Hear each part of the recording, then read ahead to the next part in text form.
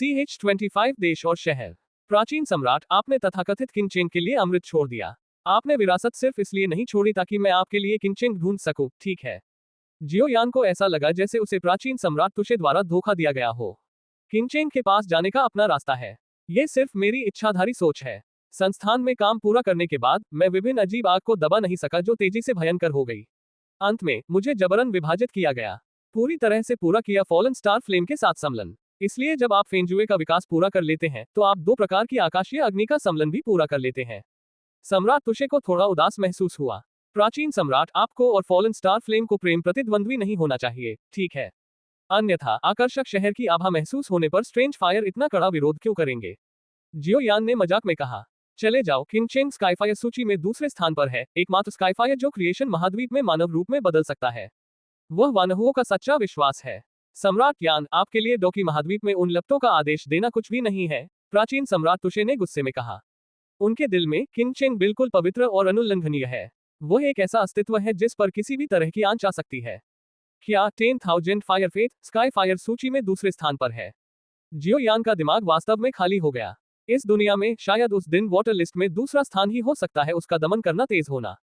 अगर यह किंगचेंग की आभा के लिए नहीं होता तो 50% संभावना है कि आप विस्फोट करेंगे और मर जाएंगे, भले ही आपने मेरी विरासत पूरी कर ली हो। यह इसकी आभा के कारण है कि फॉलन स्टार फ्लेम विरोध नहीं करेगा और आसानी से एक साथ विलय नहीं करेगा। जियोयान ने कड़वाहट का संकेत दिखाया। उसे उम्मीद नहीं थी कि तुओ शेगु सम्राट ने डू सम्राट बनने के लिए विदेशी आग को जलाने के लिए इतनी मेहनत की, लेकिन अंत में विदेशी आग के प्रतिरोध के कारण उसका शरीर फट गया और उसकी मृत्यु हो गई। जहां तक किंगचेंग की बात है, जियोयान समझ नहीं पा रहा था कि वह उससे क्यों संबंधित था, लेकिन वह उसके जीवन का भी ऋणी है। हालांकि वह नहीं जानता था कि उसके शरीर पर उसकी आभा कैसी है। वह उत्सुक था और जियोयान इसका पता नहीं लगा सका और उसने इसके बारे में सोचना बंद कर दिया। शायद एक दिन वह समझ जाएगा। ठीक है, इतना मत सोचो। किंगचेंग की सांस लेने और चुआंगशी महाद्वीप में आने का यह आपका अपना अवसर है।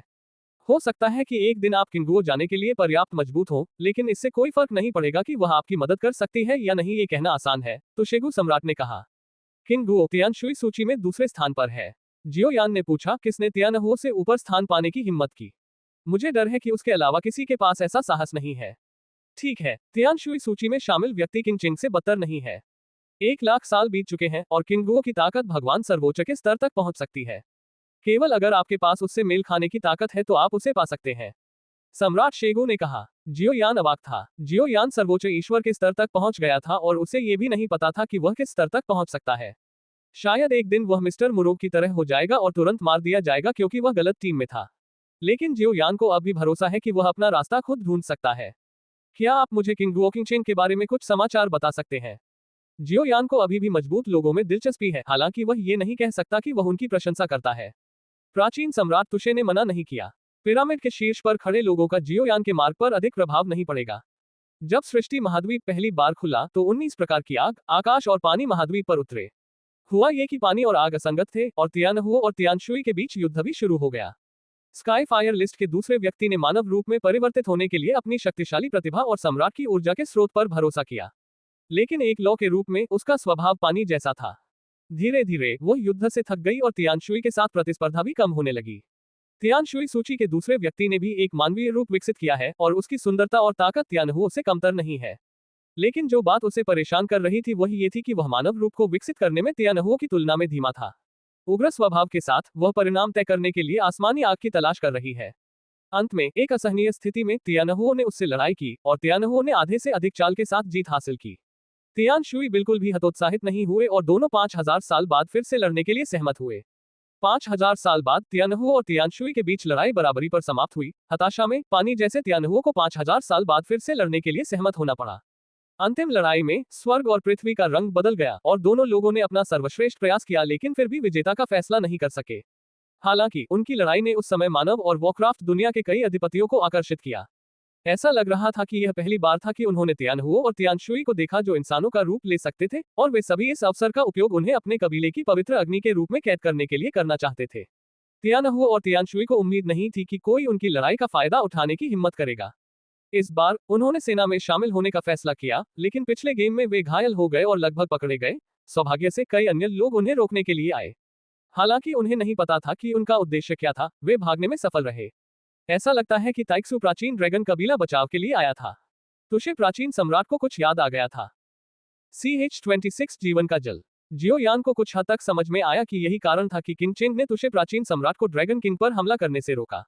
लेकिन वह ये पता नहीं लगा सका कि क्या किंग चेंग वास्तव में डूक्यूई महाद्वीप में था या क्या उसकी ताकत ने उसकी आभा को डूक्यूई महाद्वीप तक फैला दिया था और वह गलती से उसकी आभा से संक्रमित हो गया था। उस लड़ाई के बाद दोनों व्यक्तियों ने कुछ ही वर्षों में अपनी ताकत वापस पा ली। उग्र तियान शुई ने गुस्से में आकर एक परिवार को मार डाला जिसने उन्हें घेर लिया था। जब वह अगले परिवार पर हमला करने वाली थी, तियान हुओ ने प्रकट होकर उसे रोक दिया। तियान हुओ के हस्तक्षेप से तियान शुई की योजना स्वाभाविक रूप से पूरी नहीं हुई। खुद के लिए क्षतिपूर्ति करने के लिए तियान शुई ने तियान हुओ को अपनी बहन कहने के लिए मजबूर किया। साथ ही उसने अपना नाम किंग गुओ और तियान हुओ ने किंग चेंग रखा।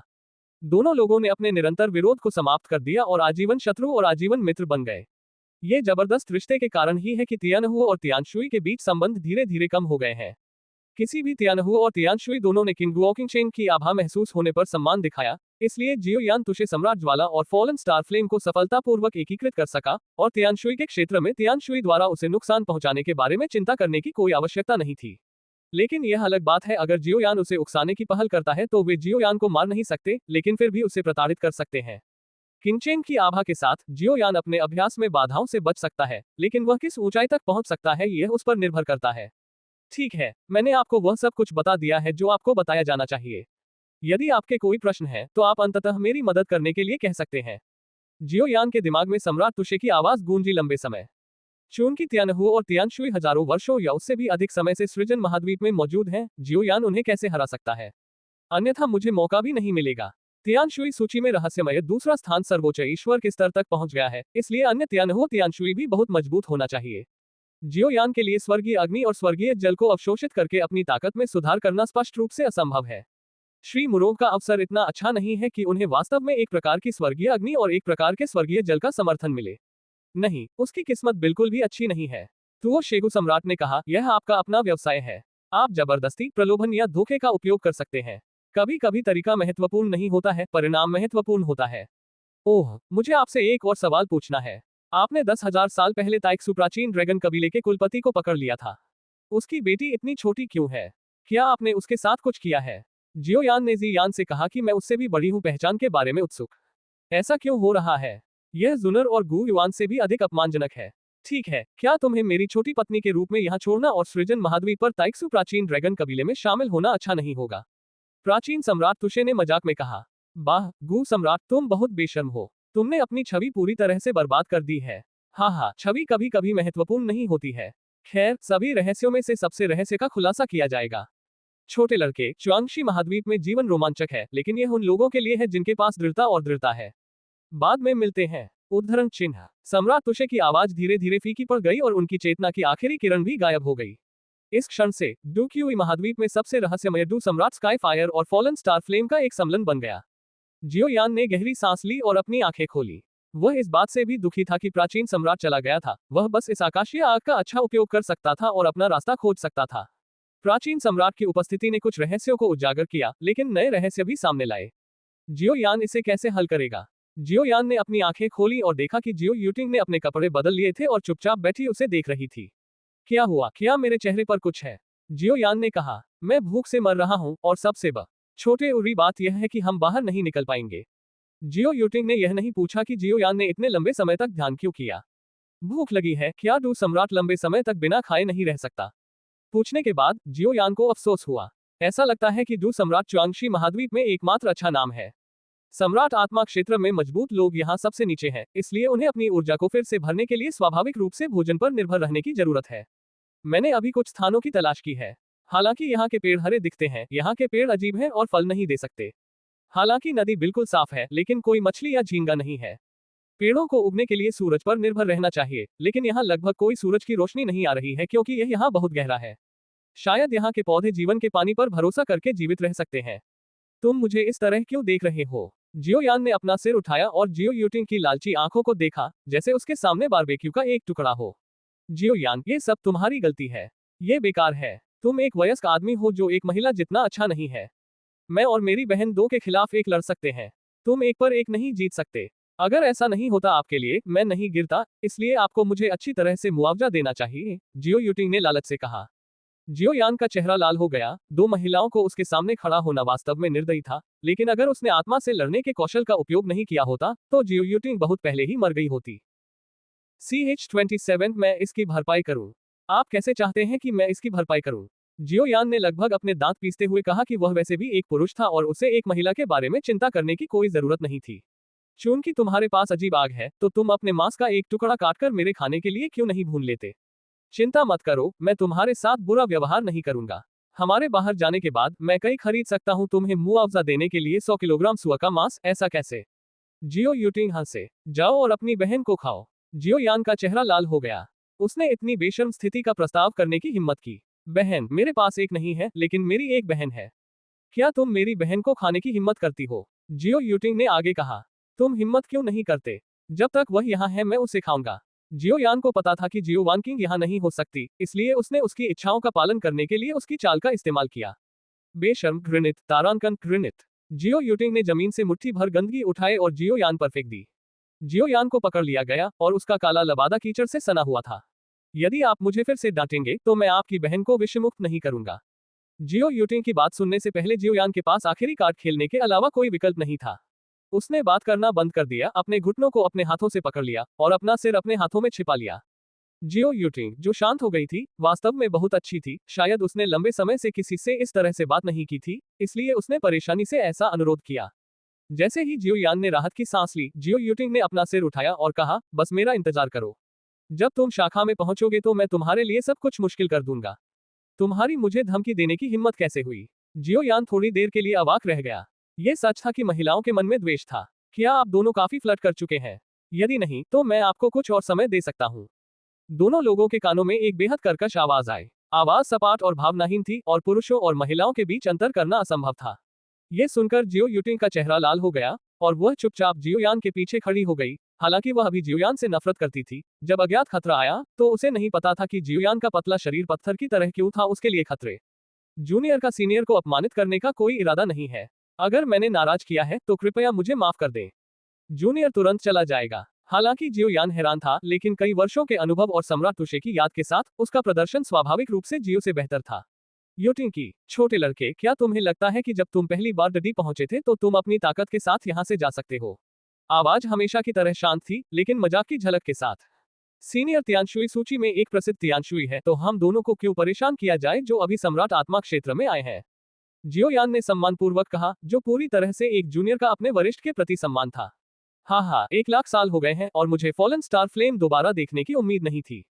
आपके अंदर उसकी एक सांस है, इसलिए मैं आपको शर्मिंदा नहीं करूंगा, लेकिन एक चीज है जिसके बारे में आपको कसम नहीं खानी चाहिए, मेरे और गुडी के बारे में खबर फैलाने के लिए।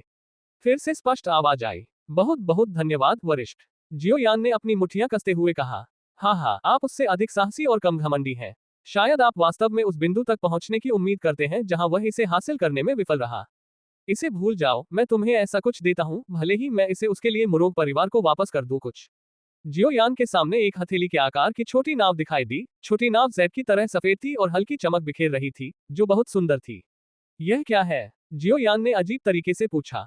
आप मुरोग परिवार से किसी ऐसे व्यक्ति को ढूंढने के लिए इसे अपने साथ ले जाएं जो स्वाभाविक रूप से रक्त की शक्ति से इसे खोल सके। आपकी सलाह के लिए धन्यवाद वरिष्ठ। मुझे आश्चर्य है कि क्या वरिष्ठ मुझे बता सकते हैं कि यहाँ से कैसे निकलना है? जियोयान ने जो नाव ली उसे जिना मिडिल रोड में डाल दिया।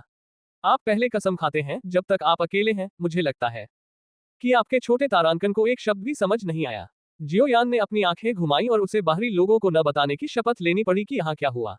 जियो यूटिंग गुस्से में आवाज के मालिक को ढूंढना चाहती थी, उसकी त्वचा छील रही थी और ऐंठन हो रही थी। छोटे लड़के, यदि आपके पास मौका है तो आपको जल और अग्नि तकनीक का अभ्यास करना चाहिए। यदि एक दिन आप मुझे हरा सकते हैं तो मैं आपको इसे स्वयं आत्मसात करने के लिए तैयार हो सकता हूँ। थोड़ी देर के लिए जियोयान अवाक रह गया। वाटर ऑफ लाइफ ऐसा इसलिए कह सकती है क्योंकि वह पहले भी इसके साथ जुड़ चुकी है, लेकिन स्काई फायर और स्काई वाटर को हराना ही जियोयान को सिरदर्द देने के लिए काफी है। उन्हें सक्रिय रूप से अवशोषित करने के लिए सहमत होने के लिए राजी करना तो दूर की बात है। जियोयान को लंबे समय तक इंतजार नहीं कराया गया, उसके दिल में एक गर्म धारा दौड़ गई और जियोयान धीरे धीरे सो गया। बगल में जियो यूटिंग ने भी ऐसा ही किया, धीरे धीरे आराम से सो गया। CH-28 black alliance. रास्ते पर लोगों का एक समूह धीरे धीरे आगे बढ़ रहा था। नेता 2 महिलाएं थीं। बाईं ओर की महिला का अंडाकार चेहरा, गुलाबी आंखें और बहुत हल्की भौहें हैं। चमकदार आंखों की एक जोड़ी हमेशा उसके बगल वाली महिला को देख रही थी। एक नीली टाइट फिटिंग पोशाक ने उसके सुंदर शरीर को एक अदृश्य बीज और आकर्षण के संकेत के साथ कसकर लपेटा हुआ था। दाहिनी ओर की महिला ने एक लंबी सफेद पोशाक पहनी हुई है। हालांकि उसका विकास पिछली महिला की तरह सही नहीं है, फिर भी वह काफी आकर्षक है। हालांकि महिला का चेहरा अभी भी थोड़ा पीला था। इस समय महिला के हाथ में एक चिकन ड्रमस्टिक थी। उसने एक महिला की छवि दिखाए बिना उसे काट लिया। ये दो सुंदरियां स्वाभाविक रूप से जियो वान किंग और जियो यूटिंग थी। उसके बाद जियो यान थी जो उदास दिख रही थी। जियो यान और जियो यूटिंग ने अपनी आंखें खोली और जियो वान किंग और ड्रैगन और फीनिक्स सेना के लोगों के एक समूह को देखा। स्वाभाविक रूप से जैसे ही जियो यूटिंग ने जियो यूटिंग को देखा, वह उसकी बाहों में भाग गई और अपना गुस्सा जाहिर किया। जियो वान किंग ने भी राहत की सांस ली। उसने दोनों लोगों से पूछा कि क्या हुआ और वे चुप रहे। उनके पास जियो कबीले की शाखा में जाने के अलावा कोई विकल्प नहीं था। यूटिंग, तुम्हें क्या हुआ? तुमने जियो यान को मेरा दिया हुआ सारा खाना क्यों खो दिया? जियो वान किंग ने दोषी ठहराया। क्या तुमने इसे खो दिया? इससे कोई फर्क नहीं पड़ता। जियो यान एक दू सम्राट है और लंबे समय तक भोजन के बिना रह सकता है। वह भूखा नहीं रहेगा। ये सृजन महाद्वीप है, निचला स्तर नहीं। आप नीचे गिरकर मूर्ख नहीं बनेंगे, है ना? जियो वानक्विंग ने कहा। ठीक है, मैं स्वीकार करता हूं कि मैंने ये जानबूझकर किया था। जियो यूटिंग ने जियो वानकिंग के कान में कहा। जियो यूटिंग स्पष्ट रूप से जियोयान को उसकी बात सुनने से रोकना चाहता था, लेकिन उसकी आवाज अच्छी तरह से नियंत्रित थी ताकि जियोयान उसे सुन सके। जियोयान की ताकत कम है, किस्मत खराब है और उसका शरीर छोटा है। मैं उसकी मदद करने के लिए यहाँ हूँ। भले ही वह मेरे साथ कंजूस है, फिर भी मैं उसे उदारतापूर्वक सिखाता हूँ कि शाखा जीवन क्या है। जियोयान, खुद बताओ कि तुम कंजूस हो या नहीं। जियो यूटिंग ने पलटकर जियोयान से कहा। जियोयान मदद नहीं कर सकता था, लेकिन अपना चेहरा चिकोटी काट सकता था। अगर किसी ने ऐसा कहा तो वह शायद बिना एक शब्द कहे उसे थप्पड़ मार देगा, लेकिन वह जियो यूटिंग को कुछ नहीं कर सका। वह बार बार सोचता था कि क्या ये भ्रम है कि उसने जियो यूटिंग को चुपचाप एक तरफ बैठे देखा। हताशा में उसके पास मुंह मोड़ने और इसे नजरअंदाज करने के अलावा कोई विकल्प नहीं था। ठीक है, आपने मान लिया है ना? मैं आपकी मदद करूंगा, जियो यूटिंग ने कहा। मैंने जियो यान से कुछ चीजें उधार लेने और फिर उसे 100 गुना, 1000 बार या यहाँ तक कि 10,000 बार मुआवजा देने की योजना बनाई थी, लेकिन जियो यान ने मुझे उधार नहीं दिया और यहाँ तक कि मुझे डांटा भी। ऐसा लग रहा था जैसे उसने लिया हो। बहुत अन्याय किया गया। आह, कोई रास्ता नहीं। जियो वानकिंग ने मुड़कर जियोयान को संदेह से देखा, ये सोचते हुए कि ऐसा नहीं होना चाहिए। जियोयान का उस पर अच्छा प्रभाव था, और वह ये भी जानती थी कि अगर यह जियोयान के लिए नहीं होता, जियो यूटिंग की मृत्यु बहुत पहले हो गई होगी। आप क्या उधार लेना चाहते हैं? जियो वानकिंग ने जियो यूटिंग की ओर देखा और पूछा। दीदी, मेरा पेट अभी भरा नहीं है, मैं पहला कदम उठाऊंगी। जियो यूटिंग के बोलने के बाद उसे परवाह नहीं थी कि जियो वानकिंग ने उत्तर दिया या नहीं, और सीधे चली गई। अगर मैंने यूटिंग को नाराज किया है तो कृपया मुझे माफ कर दें, लेकिन मैं वास्तव में इस बारे में उत्सुक हूं कि वह मास्टर जियोयान से क्या उधार लेना चाहती है। जियो यूटिंग को जाते हुए देखकर जियो वानकिंग के पास जियोयान को देखने के अलावा कोई विकल्प नहीं था। वह मुझसे मांस का एक टुकड़ा चाहती है और वह इसका भुगतान सुअर के मांस से करेगी। जियोयान ने लगभग दांत पीसते हुए ये कहा। इतना कहने के बाद वह और नहीं रह सका और आगे उड़ गया। PFFT, जियो वानक्विंग अपने महिला जैसे आचरण के बावजूद जोर से हंसने से खुद को नहीं रोक सकी। इसमें कोई आश्चर्य नहीं कि जियोयान इतनी बदसूरत लग रही थी। जियो वानकिंग को रुकने और जियोयान को पकड़ने में आधा घंटा लग गया। मुझे खेद है, मेरा यह मतलब नहीं था, ये वास्तव में था। जियो वानकिंग ने लाल चेहरे के साथ जियोयान से कहा। इससे कोई फर्क नहीं पड़ता, बस इसे एक मजाक के रूप में ले।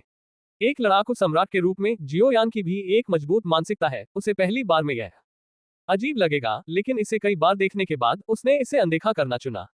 धन्यवाद। 1 साल से अधिक समय हो गया है। वास्तव में ये पहली बार है जब मैंने उसे इस तरह देखा है। ये चतुर और अजीब लड़की यूटिंग का असली स्वभाव है। तुम्हारे और उसके बीच वास्तव में क्या हुआ था? क्या तुम्हें ज्यू परिवार द्वारा जहर दिया गया था? जियोयान ने अनुमान लगाया। अभी आपको बताने का समय नहीं है। यदि एक दिन आप वास्तव में सम्राट के स्तर तक पहुंच सकते हैं तो मैं आपको बताऊंगा, जियो वानकिंग ने शांति से कहा। इसके अलावा जियो कबीले के बुजुर्गों के हॉल का निर्णय किया गया है। हुआंग लिन और उनमें से 4 को 10 साल के बाद किसी भी परीक्षण से गुजरने के बिना सीधे जियो कबीले के कुलीन वर्ग में प्रवेश करने की अनुमति दी गई है। जहां तक आपकी बात है, मैं हूं, क्षमा करें, जियो वानक्विंग ने क्षमा मांगते हुए कहा। जियो मिंग के हस्तक्षेप के तहत एल्डर्स हॉल ने फैसला किया कि यदि आप 10 वर्षों में जीतते हैं और तियानलिंग महाद्वीप में शामिल होने के लिए सहमत होते हैं, तो आप एक बुजुर्ग उम्मीदवार बन सकते हैं, अन्यथा आपको सीधे हटा दिया जाएगा। यदि आप हारते हैं तो आपको जियो कबीले से बाहर निकाल दिया जाएगा। जियो वानक्विंग ने कहा। तो क्या मैं हार स्वीकार नहीं कर सकता? मुझे ऐसे परिवार से संबंधित होने का कोई एहसास नहीं है, जियोयान ने हल्के से कहा। इस समय जियो कबीला उस समय के जियो कबीले जैसा ही है। वे केवल ताकत पर ध्यान केंद्रित करते हैं और उनमें बिल्कुल भी पारिवारिक स्नेह नहीं होता, खासकर कुलीन व्यवस्था में। नहीं नहीं, जियो वानक्विंग ने जल्दी से कहा। जियो कबीले से बाहर निकाले जाने पर आपको और अधिक सहन करना होगा। आपको जियो कबीले की शत्रुतापूर्ण ताकतों द्वारा घेर लिया जाएगा और आप सृजन महाद्वीप की सबसे अंधेरी शक्ति ब्लैक एलायंस द्वारा घेराबंदी के खिलाफ हमेशा सतर्क रहेंगे, जियो वानक्विंग ने कहा। CH-29 जियो क्लेन की शाखा ब्लैक अलायंस, जियो यान ने उत्सुकता से पूछा। ब्लैक एलायंस क्रिएशन महाद्वीप पर एक अत्यंत विशेष अस्तित्व है। ये चीजों की एक विस्तृत श्रृंखला को नियंत्रित करता है। ये जानकारी एकत्र करता है, हत्या मिशन करता है, कैसीनो और विभिन्न भूमिगत गतिविधियां करता है। लेकिन ऐसी अंधेरी शक्ति ने सृजन की शक्ति हासिल कर ली है। इसे दुनिया की लगभग सभी महाशक्तियों द्वारा मान्यता प्राप्त है, जियो वानक्विंग ने परिचय दिया। ब्लैक एलायंस क्रिएशन महाद्वीप पर मानव तस्करी और दास प्रशिक्षण को नियंत्रित करने के लिए सबसे अच्छा संगठन है। ब्लैक एलायंस द्वारा प्रशिक्षित लोग बेहद आज्ञाकारी होंगे और वे केवल मशीनों की तरह काम करेंगे और औसत अमर सम्राट और उससे ऊपर के लोग मिट जाएंगे। सिर्फ एक व्यक्ति की याददाश्त, ऐसा व्यक्ति काम नहीं कर सकता, जियो वानक्विंग ने कहा। घोर मानव तस्करी, जियो यान इस महाद्वीप से पूरी तरह निराश था। अनुचित मत समझो, ये भी सृजन महाद्वीप के संचालन को बनाए रखने का एक तरीका है।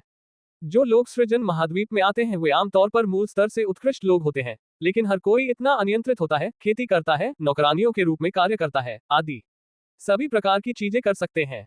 सबसे अच्छा तरीका उन्हें प्रशिक्षित करने के लिए एक विशेष संगठन है, जियो वानकिंग ने कहा। और ब्लैक एलायंस में लोगों का एक समूह है जो ऐसे लोगों को ढूंढने के लिए जिम्मेदार है जो अकेले हैं और उनका कोई परिवार नहीं है, और उन्हें बेचने के लिए गुलाम बनाने के लिए प्रशिक्षित किया जाता है। एक परिवार भी है जिसे लोगों के लिए बदला जा सकता है, और 2 लोग कर सकते हैं एक गुलाम के बदले में दिया जाए, जियो वानक्विंग ने कहा। कोई रास्ता नहीं, गुलाम लोगों से अधिक मूल्यवान है। जियो यान का विश्व दृष्टिकोण पूरी तरह से ध्वस्त हो गया। ठीक है, सृजन महाद्वीप निचले स्तर के लोगों द्वारा पूरक है, इसलिए इसमें डू सम्राट की कमी नहीं है, लेकिन इसमें हमेशा आज्ञाकारी दासों और नौकरानियों की कमी है। यदि आप जियो कबीले को छोड़ देते हैं तो आप सीधे ब्लैक एलायंस कैच के लोगों द्वारा मारे जा सकते हैं, वह या कोई और गुलाम के बदले में आपका उपयोग कर सकता है। क्या होगा यदि ब्लैक अलायंस गलत व्यक्ति को उसके परिवार सहित गिरफ्तार कर ले? यदि आपका परिवार आपको बहुत पसंद करता है और आदान प्रदान का प्रस्ताव रखेगा, लेकिन आप चूक जाते हैं या परिवार को आपकी परवाह नहीं है, तो आपको अपने भाग्य पर छोड़ दिया जाएगा। सृष्टि महाद्वीप बहुत अमानवीय है। यह मजबूत लोगों की दुनिया है। हर कोई चाहता है कि दूसरे उसकी सेवा करे। यदि आप मुझ पर विश्वास नहीं करते हैं तो आप जा सकते हैं। शायद मैं आपको यूटिंग का गुलाम बनने के लिए खरीद सकता हूँ। जियो यान ने बात करना बंद कर दिया। वह जानता था कि यह विधि वास्तव में च्वांगशी महाद्वीप में सबसे अच्छी विधि हो सकती है। जब बाहरी ताकतों को बदला नहीं जा सकता तो सबसे अच्छा तरीका है उसके अनुकूल ढल जाना। जियो कबीले शाखा के पास आखिर क्या है? हम पिछले 10 वर्षों में क्या करने जा रहे हैं? जियो यान अभी भी जियो वानकिंग से पूछने से खुद को नहीं रोक सका। शायद इसलिए कि वह अभी हंसने से खुद को नहीं रोक सकी। जियो वानकिंग ने मना नहीं किया और धीरे से कहा, मैं आपको मूल रूप से नहीं बता सकता, लेकिन आपकी स्थिति विशेष है, इसलिए मैं आपको बता सकता हूँ। लेकिन मुझे आपकी सहमति की आवश्यकता है। स्थिति शर्तें क्या हैं? आप मुझसे अपनी बहन की तरह मांस का एक टुकड़ा काटने और फिर मुझे सुअर का मांस वापस देने के लिए नहीं कहेंगे। क्या मैं गोमांस का उपयोग कर सकता हूँ? इसके अलावा क्या आपका मांस सुअर के मांस जितना स्वादिष्ट है? जियो वानकिंग ने अजीब तरीके से उत्तर दिया। जियो यान का चेहरा और अधिक बदसूरत हो गया। उसके पास वास्तव में करने के लिए कुछ नहीं था, तो उसने इस मामले का फिर से उल्लेख क्यों किया? दोनों बहनें सचमुच एक ही चीज हैं। बस हंसो, चलो हंसने के बाद काम पर लग जाओ। जियो यान खुद को रोक नहीं सका और उसने जियो वानकिंग की ओर देखा, जिसका चेहरा लाल हो गया था क्योंकि वह अपनी हंसी रोक रही थी। सबसे पहले, आप अभी भी मुझे विश्रण करने के लिए यूटिंग को मना करने के विभिन्न कारण ढूंढते हैं। दूसरा, यूटिंग आपकी तरह शाखा में प्रवेश करेगी। तब से वह अब एक कुलीन नहीं रहेगी। मुझे आशा है कि आप मेरी अच्छी देखभाल कर सकते हैं। ले लो, यूटिंग की देखभाल करें और उसे कष्ट न होने दें, जियो वानकिंग ने कहा। क्या तुमने कोई शर्त नहीं बताई? जियो यान ने कहा। मेरी शर्त यह है कि आप इन 2 शर्तों पर बिना शर्त सहमत हो। जियो वानक्विंग ने कहा, मुझे लगता है कि आप दोनों बहनें भविष्य में निश्चित रूप से बातचीत जीतेंगी। आप में से एक किसी को पेशाब करके मार सकती है। आप में से दूसरी लोगों की हड्डियां थूके बिना उन्हें खा सकती है। जियो वानकिंग मुस्कुराए और उसने खंडन नहीं किया। उसने एक बार जियो यान से कहा था कि जियो यान की वर्तमान ताकत के साथ आकाश की आग भी उसे विश्रण नहीं कर सकती है। उसे चिंता थी कि जियो यूटिंग जियो यान को मारने और उसे जब्त करने के लिए जियो कबीले से किसी को काम पर रखेगा। आकाश में आग जैसा दृश्य। लेकिन फिलहाल चिंता की कोई बात नहीं है। जियो वानक्विंग ने भी अपना वादा निभाया और जियो यान को शाखा के बारे में कुछ बताया। विशेष पदों पर बैठे कुछ लोगों को छोड़कर शाखा में जो लोग सृजन महाद्वीप में आते हैं, वे सभी 3 सुपर निचले स्तरों के लोग हैं। उनमें से कुछ सम्राट ओरिजिन क्यूई से समृद्ध महाद्वीप से भी आएंगे, इसलिए उनकी उम्र भी बहुत अलग है। जियो कबीला अभी भी निचले स्तर के बच्चों के प्रति दयालु है और उनके पास बच्चों को प्रशिक्षित करने के लिए विशेष संस्थान होंगे। लेकिन एक बार जब वे 20 वर्ष से अधिक के हो जाएंगे तो उन्हें वयस्क डू सम्राट में फिर से शामिल होना होगा, लेकिन प्रशिक्षित होने के बाद वे वहां के बॉस बन जाएंगे। बेशक उनके लिए जियो कबीले की शिक्षा स्वाभाविक रूप से कुलीन वर्चस्व के विचार से अविभाज्य है। वहां उनके बीच कड़ी प्रतिस्पर्धा थी। जियो कबीले ने वर्ष को 2 अवधियों में विभाजित किया और एक ही अवधि के लोग एक साथ रहते थे। उनका मार्गदर्शन करने के लिए एक समर्पित प्रशिक्षक है। वे शाखा में प्रतिदिन केवल एक भोजन प्रदान करेंगे और प्रत्येक भोजन केवल 80% लोगों के लिए पर्याप्त होगा, जिसका अर्थ है कि 20% लोग हर दिन भोजन नहीं कर पाएंगे। रात का खाना आ गया। हो सकता है कि आप 1 या 2 दिन तक टिके रहें, लेकिन अगर आपको लंबे समय तक खाना नहीं मिलेगा, तो आप भूखे मर जाएंगे। CH30 तुम्हें क्या हुआ है? मैं एक छात्र हूं, मैं इतना अच्छा लेखक नहीं हूं, पर मुझे उम्मीद है आप सभी मेरी मदद कर सकते हैं। आप सभी से मैं एक छोटी सी मदद चाहता हूं। अगर आपको ये उपन्यास पसंद आता है तो अपना कमेंट जरूर करें और हमारी उपन्यास को अच्छी रेटिंग दें। साथ ही सभी अध्यायों को लाइक जरूर करें और हम फॉलो करें। आपका ये छोटा सा सहयोग मुझे मोटिवेट करेगा। आप सबका शुक्रिया। मैं और बेहतर लिखने का पूरा प्रयास करूंगा। आप स्वयं भोजन प्राप्त करने के लिए जंगल में जाने का विकल्प भी चुन सकते हैं, लेकिन आप जियो कबीले की सुरक्षा भी खो देंगे। दूसरे शब्दों में, एक बार जब आप जियो कबीले की शाखा छोड़ देते हैं, तो आपके जीवन या मृत्यु का जियो कबीले से कोई लेना देना नहीं होता है। जियो कबीले को इसकी परवाह नहीं होगी कि आप जीवित हैं या मृत। इस समय आप सिर्फ जियो कबीले के सदस्यों के लिए उम्मीदवार हैं। किसी को भी उम्मीदवार के जीवन या मृत्यु की परवाह नहीं होगी। वैसे भी जियो कबीले में हर साल हजारों डू सम्राट निचले स्तरों से आते हैं। साथ ही शाखा में मेडिसिन रिफाइनिंग हॉल और डोजी पवेलियन जैसी विभिन्न इमारतें भी हैं। शाखा में सबसे लोकप्रिय चीज अखाड़ा है, जहां आप अपनी शिकायतों का समाधान कर सकते हैं और अपनी शर्तों पर जी सकते हैं और मर सकते हैं। हालांकि मैदान के बाहर लड़ने की अनुमति है, लेकिन हत्या की अनुमति नहीं है और किसी भी क्षति के लिए दोहरे मुआवजे की आवश्यकता होती है।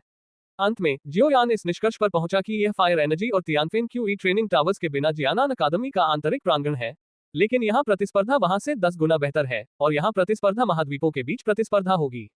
सबसे क्रूर बात यह है कि जियोयान यहाँ अलग थलग और असहाय होगा, ठीक वैसे ही जैसे एक के खिलाफ 5 से लड़ना। शुरुआत में जियोयान के पास एक ताकत बनाने में मदद करने के लिए कम से कम जुनिर, फुजिया और वू हाओ थे, लेकिन अब उसे हर चीज के लिए खुद पर निर्भर रहना पड़ता है। हालांकि जियोयान की आंखें लड़ने की भावना से भरी थी, इससे कोई फर्क नहीं पड़ता कि वह अकेला और असहाय था, वह अकेले कितने उतार चढ़ाव से गुजर चुका था। हालांकि जियोयान को अभी भी थोड़ी निराशा महसूस हुई। उसके दिमाग में एक सफेद आकृति दिखाई दी, जो कि किंगशान शहर की छोटी मेडिकल परी थी।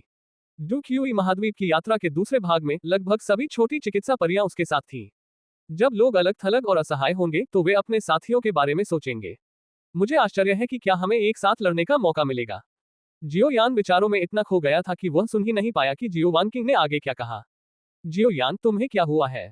क्या आप अभी भी सृजन महाद्वीप के नियमों को अपनाने में असमर्थ हैं? जियो वानकिंग ने जियोयान की सोच को बाधित किया।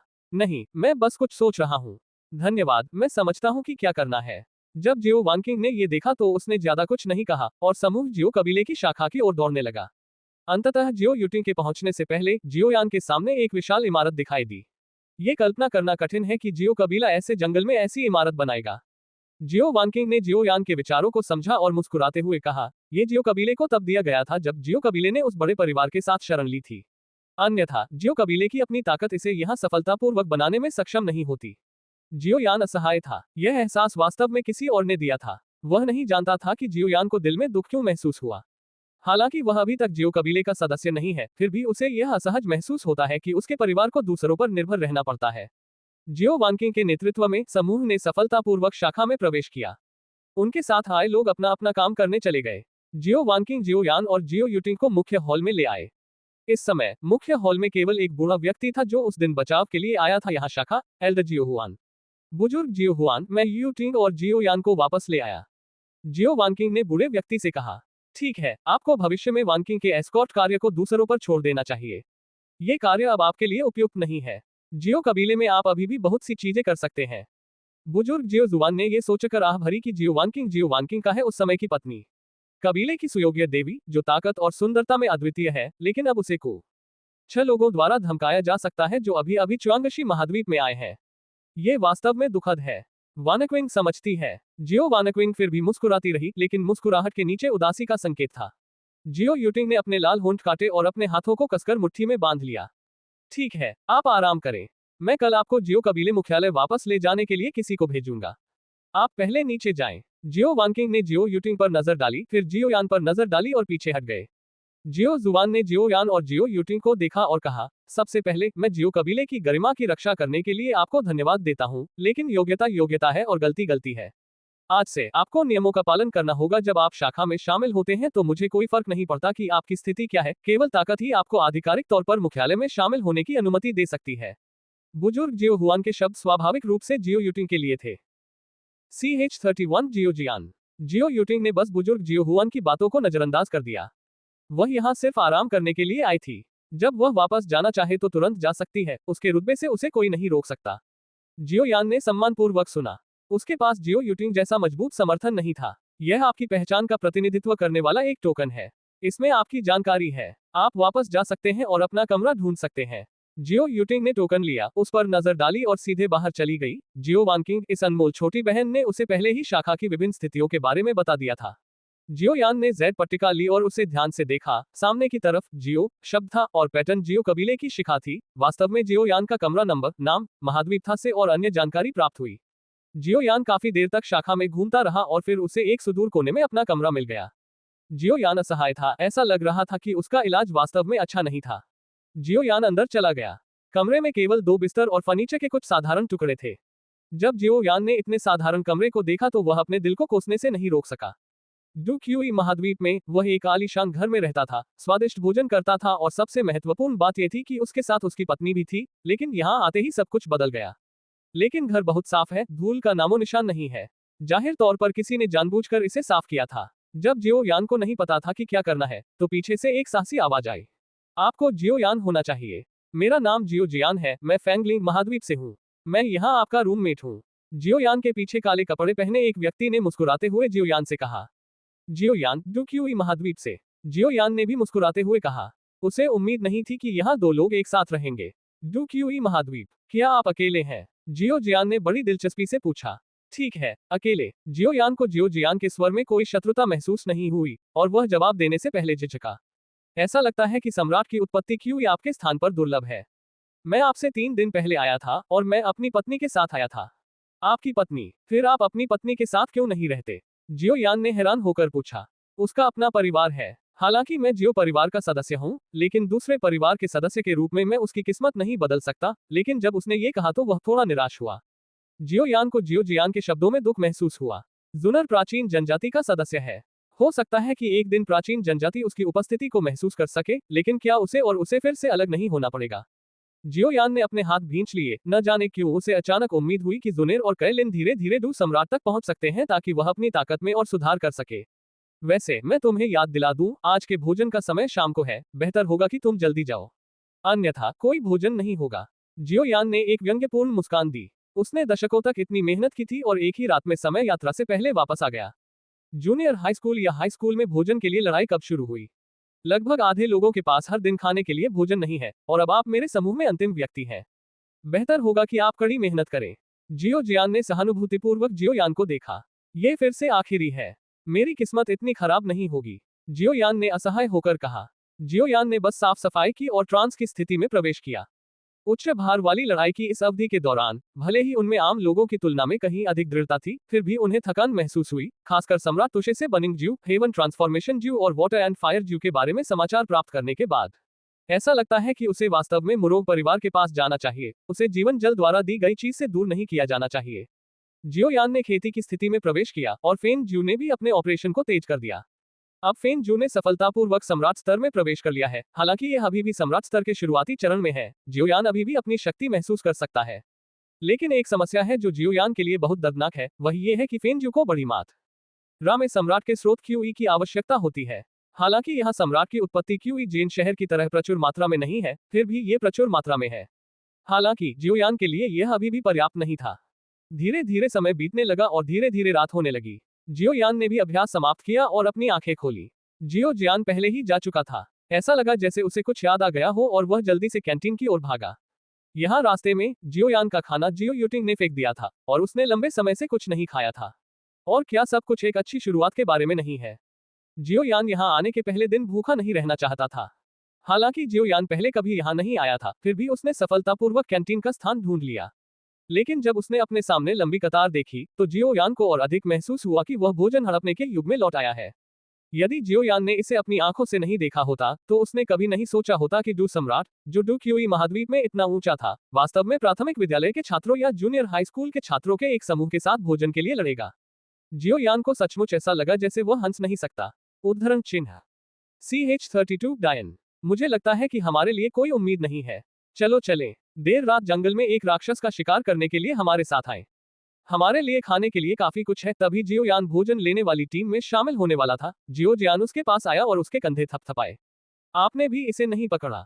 जियो यान ने कहा। मुझे इन अपरिपक्व बच्चों से लड़ने में कोई दिलचस्पी नहीं है। जियो जियान ने मुस्कुराते हुए कहा, वह 3 दिनों से यहाँ है और उसने इन 3 दिनों में बहुत सी चीजें देखी हैं। हालांकि वे दोनों नाम से दो सम्राट हैं, लेकिन उनकी ताकत में बहुत बड़ा अंतर है। विशेषकर युद्ध अनुभव के संदर्भ में। उनमें से कई लोग ऐसे भी हैं जिनके पास निचले स्तर से पर्याप्त स्रोत ऊर्जा है। वे सभी परिवार के छोटे पूर्वज और छोटी राजकुमारियां हैं। परिवार ने उनके लिए दू सम्राट बनने का मार्ग प्रशस्त किया है। इसलिए उनमें से कुछ दू सम्राट बन सकते हैं, भले ही वे हर दिन खाएं और सोए और खाएं। ऐसे लोग भी हैं जिनके परिवार सम्राट बनने के लिए अपना रास्ता बनाने के लिए अमृत का उपयोग करते हैं। ये लोग बेहद प्रतिभाशाली हैं, लेकिन उनका विकास बेहद सीमित है। निस्संदेह कुछ सचमुच शक्तिशाली लोग हैं जिनकी अपनी गरिमा है। अपनी महिमा के साथ वे स्वेच्छा से अपने लिए भोजन खोजने के लिए यहाँ से चले जाएंगे। इसीलिए यहाँ वर्तमान स्थिति यह है कि यह वास्तव में उन लोगों की आदतों को बदलने के लिए है जो अक्षम है। चाहे उनका मूल परिवार कितना भी मजबूत क्यों न हो, यहाँ आने पर उन्हें खुद पर निर्भर रहना पड़ता था। ठीक उसी तरह जैसे जब जियोयान पहली बार च्युआंगशी महाद्वीप में आया था और भव्य कपड़ों में लोगों के समूह से मिला था, उनमें कई कचरा जैसे प्राणी भी थे। अन्यथा भले ही जियोयान चुपके से हमला करे, दो लोगों को वश में करना इतना आसान नहीं होगा। जियोयान को अचानक महसूस हुआ कि जियो कबीले का दृष्टिकोण उचित लग रहा था, लेकिन इसने कुछ पतंगों को जियो कबीले में प्रवेश करने से रोक दिया। यह एक परिवार की सुरक्षा भी है। जब जियोयान जाने वाला था तो वह एक सुंदर दृश्य से आकर्षित हुआ। एक कोने में सफेद पोशाक में एक महिला बैठी थी। हालांकि वह एक आश्चर्यजनक सुंदरता नहीं है, लेकिन उसे एक दुर्लभ सुंदरता कहा जा सकता है। उसका नाजुक चेहरा और थोड़ी भूरी आंखें इस समय कुछ हद तक आकर्षक है। चेहरे को विशेष रूप से पाउडर से पोंछा जाता था। 3000 काले बाल सीधे उस पतली कमर तक पहुंचते हैं जिन्हें कसकर नहीं पकड़ा जा सकता। एक ब्लैक बेल्ट इसे बांधती है, जो इसे एक ताजा लुक देती है। महिला चुपचाप वहीं बैठकर अपना खाना खा रही थी। महिला की हरकतें बहुत हल्की और धीमी थी, जो एक रईस व्यक्ति की कुलीनता और सुंदरता को दर्शाती थी, जो शोरगुल वाले वातावरण के साथ एकदम विपरीत थी। जियोयान ने अपनी आंखें मली। क्या ये व्यक्ति वास्तव में जियो यूटिंग था? आपको पता होना चाहिए कि जियो यूटिंग एक अकेली व्यक्ति है और वह विशेष रूप से कपड़े नहीं पहनती है। हालांकि ये शांति बिल्कुल वैसी ही थी जब जियोयान पहली बार जियो यूटिंग से मिली थी। मैंने इस महिला को पहले कभी नहीं देखा है, लेकिन वह बहुत सुंदर है। जियो जियान ने भी इस महिला को देखा और जियोयान से कहा, वह भी यहाँ नई है, मेरे सामने वाली। जियोयान ने कंधे उचकाए और असहाय होकर कहा। जब वह जियो जियान के साथ निकलने ही वाला था तो कई मजाकिया आवाजें सुनाई दी। छोटी बहन, आप किस महाद्वीप से हैं? मेरे भाई स्टार फ्लेम महाद्वीप से हैं। मुझे आश्चर्य है कि अगर मैं आपके बगल में बैठूं तो क्या मुझे कोई आपत्ति होगी? कई लोग जियो यूटिंग की दिशा में चले, उनमें से कई विशेष रूप से सुंदर लग रहे थे। यह एक ऐसा व्यक्ति है जो हवा की ओर मुंह करके जेड पेड़ की तरह बोलता है। ठीक है, मैं यहाँ नया हूँ और मुझे उम्मीद है कि मेरे भाई मेरी अच्छी देखभाल करेंगे। जियो यूटिंग पड़ोस की लड़की की तरह मुस्कुराए। जिंगयान महाद्वीप, वह लड़की मुसीबत में है। जियो जियान ने कहा। ओह, आप ऐसा क्यों कह रहे हैं? जियोयान को लगा कि मुसीबत में पड़े लोग सही थे और जियो यूटिंग के जहर कौशल से उनसे निपटना बहुत मुश्किल नहीं होना चाहिए। केवल एक मूर्ख ही सोचेगा कि जियो यूटिंग ऊपर से इतनी प्यारी है। जियो जियान ने कहा, स्टार फ्लेम कॉन्टिनेंट में ईश्वर का काफी स्रोत क्यूई है। हालांकि ये लोग प्लेबॉय की तरह दिखते हैं, लेकिन उनकी ताकत कम नहीं है। पहले आने वाली लड़की की तुलना में उनके पास कई फायदे भी हैं। उस स्थिति में चलो एक अच्छी नजर डालें। शायद कोई और अच्छा शो होगा। जियोयान अभी भी जियो यूटिंग के शब्दों से बहुत नाखुश है। वह अपने नुकसान की भरपाई के लिए आज एक मुफ्त फिल्म देखेगा। 4 में से 2 लोग जियो यूटिंग के सामने बैठे थे और अन्य 2 जियो यूटिंग के दोनों ओर बैठे थे। उन सभी ने जियो यूटिंग की ओर देखा। उन्होंने अपना खाना भी नहीं खाया, जैसे कि उसे देखने से उनकी भूख मिट सकती हो।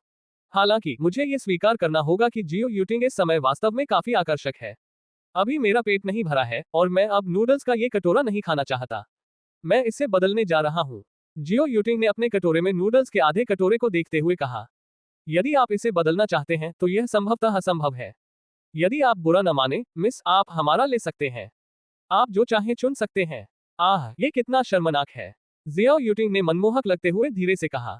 एक अन्य व्यक्ति ने कहा, इसमें शर्मिंदा होने की कोई बात नहीं है। मिस को रात्रिभोज पर बुलाना हमारे लिए सम्मान की बात है।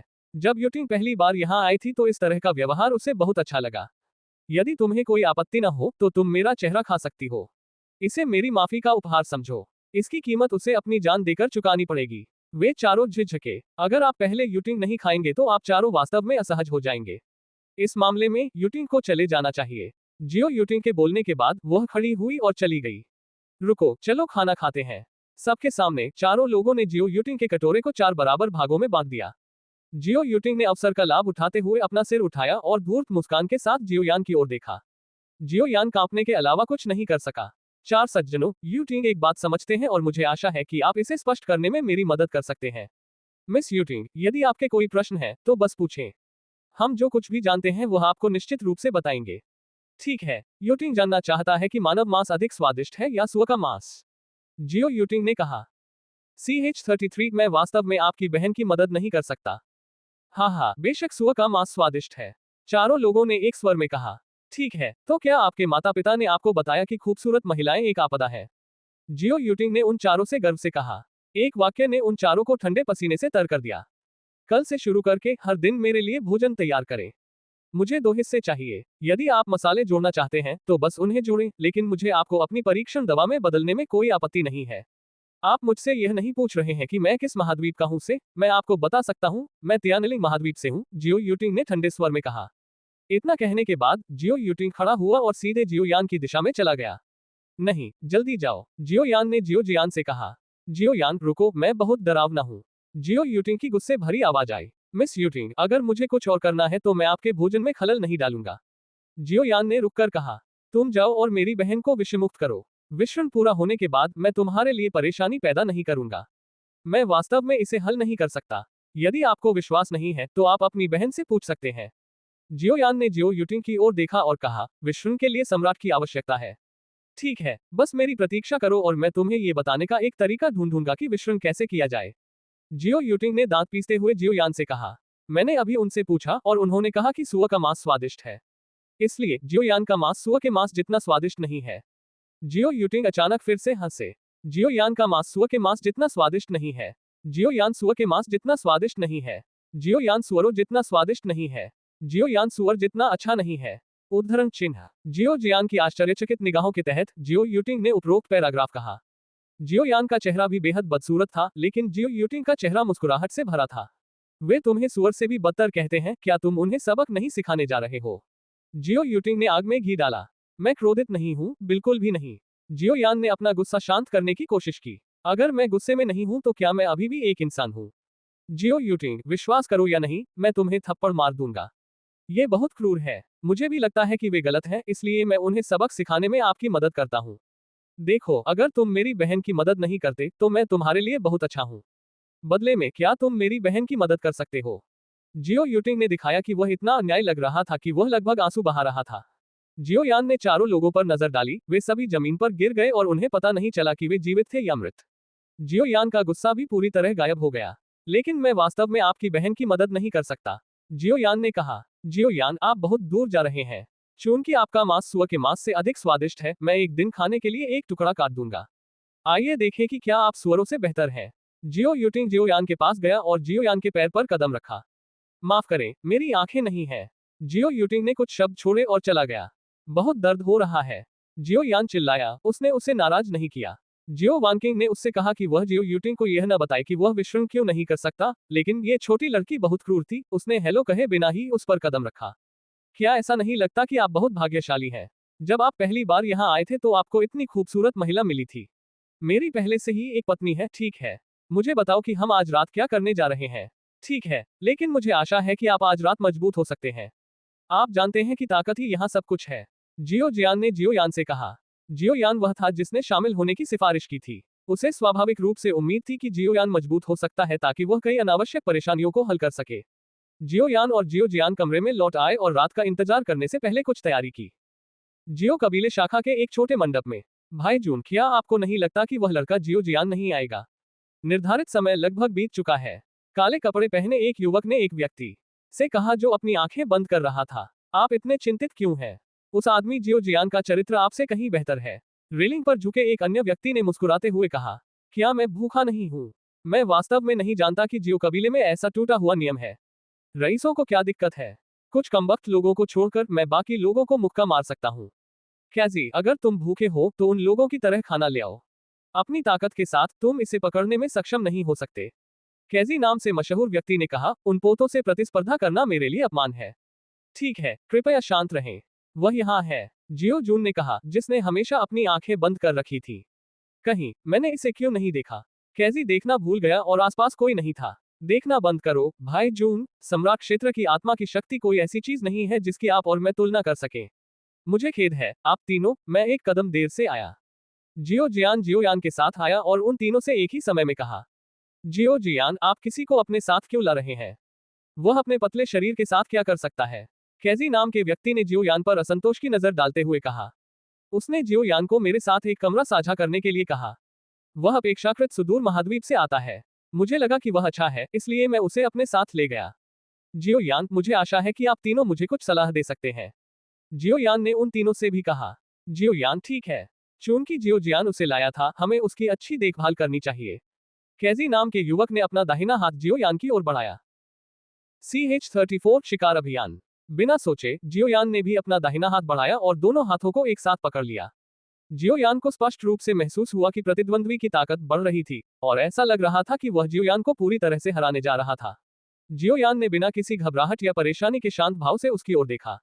कैजी नाम के व्यक्ति ने देखा कि जियोयान की अभिव्यक्ति हमेशा की तरह थी और वह मदद नहीं कर सका, लेकिन प्रतिस्पर्धा करने की उसकी इच्छा जागृत हुई। वह प्रारंभिक परीक्षण से प्रतियोगिता में भी बदल गया। जियोयान थोड़ा नाखुश था, लेकिन उसने इसे नहीं दिखाया। जियोयान के हाथ पर गर्म लौ का एक टुकड़ा दिखाई दिया। काइजी नाम के शख्स को अचानक अपने शरीर में गर्म सांसों के प्रवेश का एहसास हुआ। ठीक है काइजी, बस ये दो शब्द जियोयान हमारे साथ जुड़ने के लिए काफी है। भाई जून नामक व्यक्ति खड़ा हुआ और काइजी से कहा, मुझे परिचय दें, मेरा नाम जियो जून है, उसका नाम जियो काय है, और जो रेलिंग पर झुका हुआ है उसका नाम जियो यांग है। आह क्यों? जियो काय को समझ नहीं आया। यदि आप चुआंगशी महाद्वीप में पहली बार आने पर तियानलिंग महाद्वीप के लोगों के खिलाफ लड़ सकते हैं और आप बिना हारे 4 राउंड में लड़ सकते हैं, तो मैं आपको भाई कह सकता हूँ। जियो जून ने जियो काय से कहा। बिल्कुल नहीं, ये बहुत अद्भुत है। क्या तियानलिंग महाद्वीप के लोगों ने इसे जाने दिया? जियो काय ने कहा, छोड़ो, जिसे इतना पीटा गया कि उसे खून की उल्टियां हुई और यहाँ तक कि मेरी माँ भी नहीं बता सकी कि वह कौन था। हेनरी झांग हंसे। तुम्हारे बारे में क्या ख्याल है, मुझसे कितना बेहतर? वे कमीने बहुत क्रूर हैं। जियो यान, आप वास्तव में एक सुदूर महाद्वीप से आए हैं।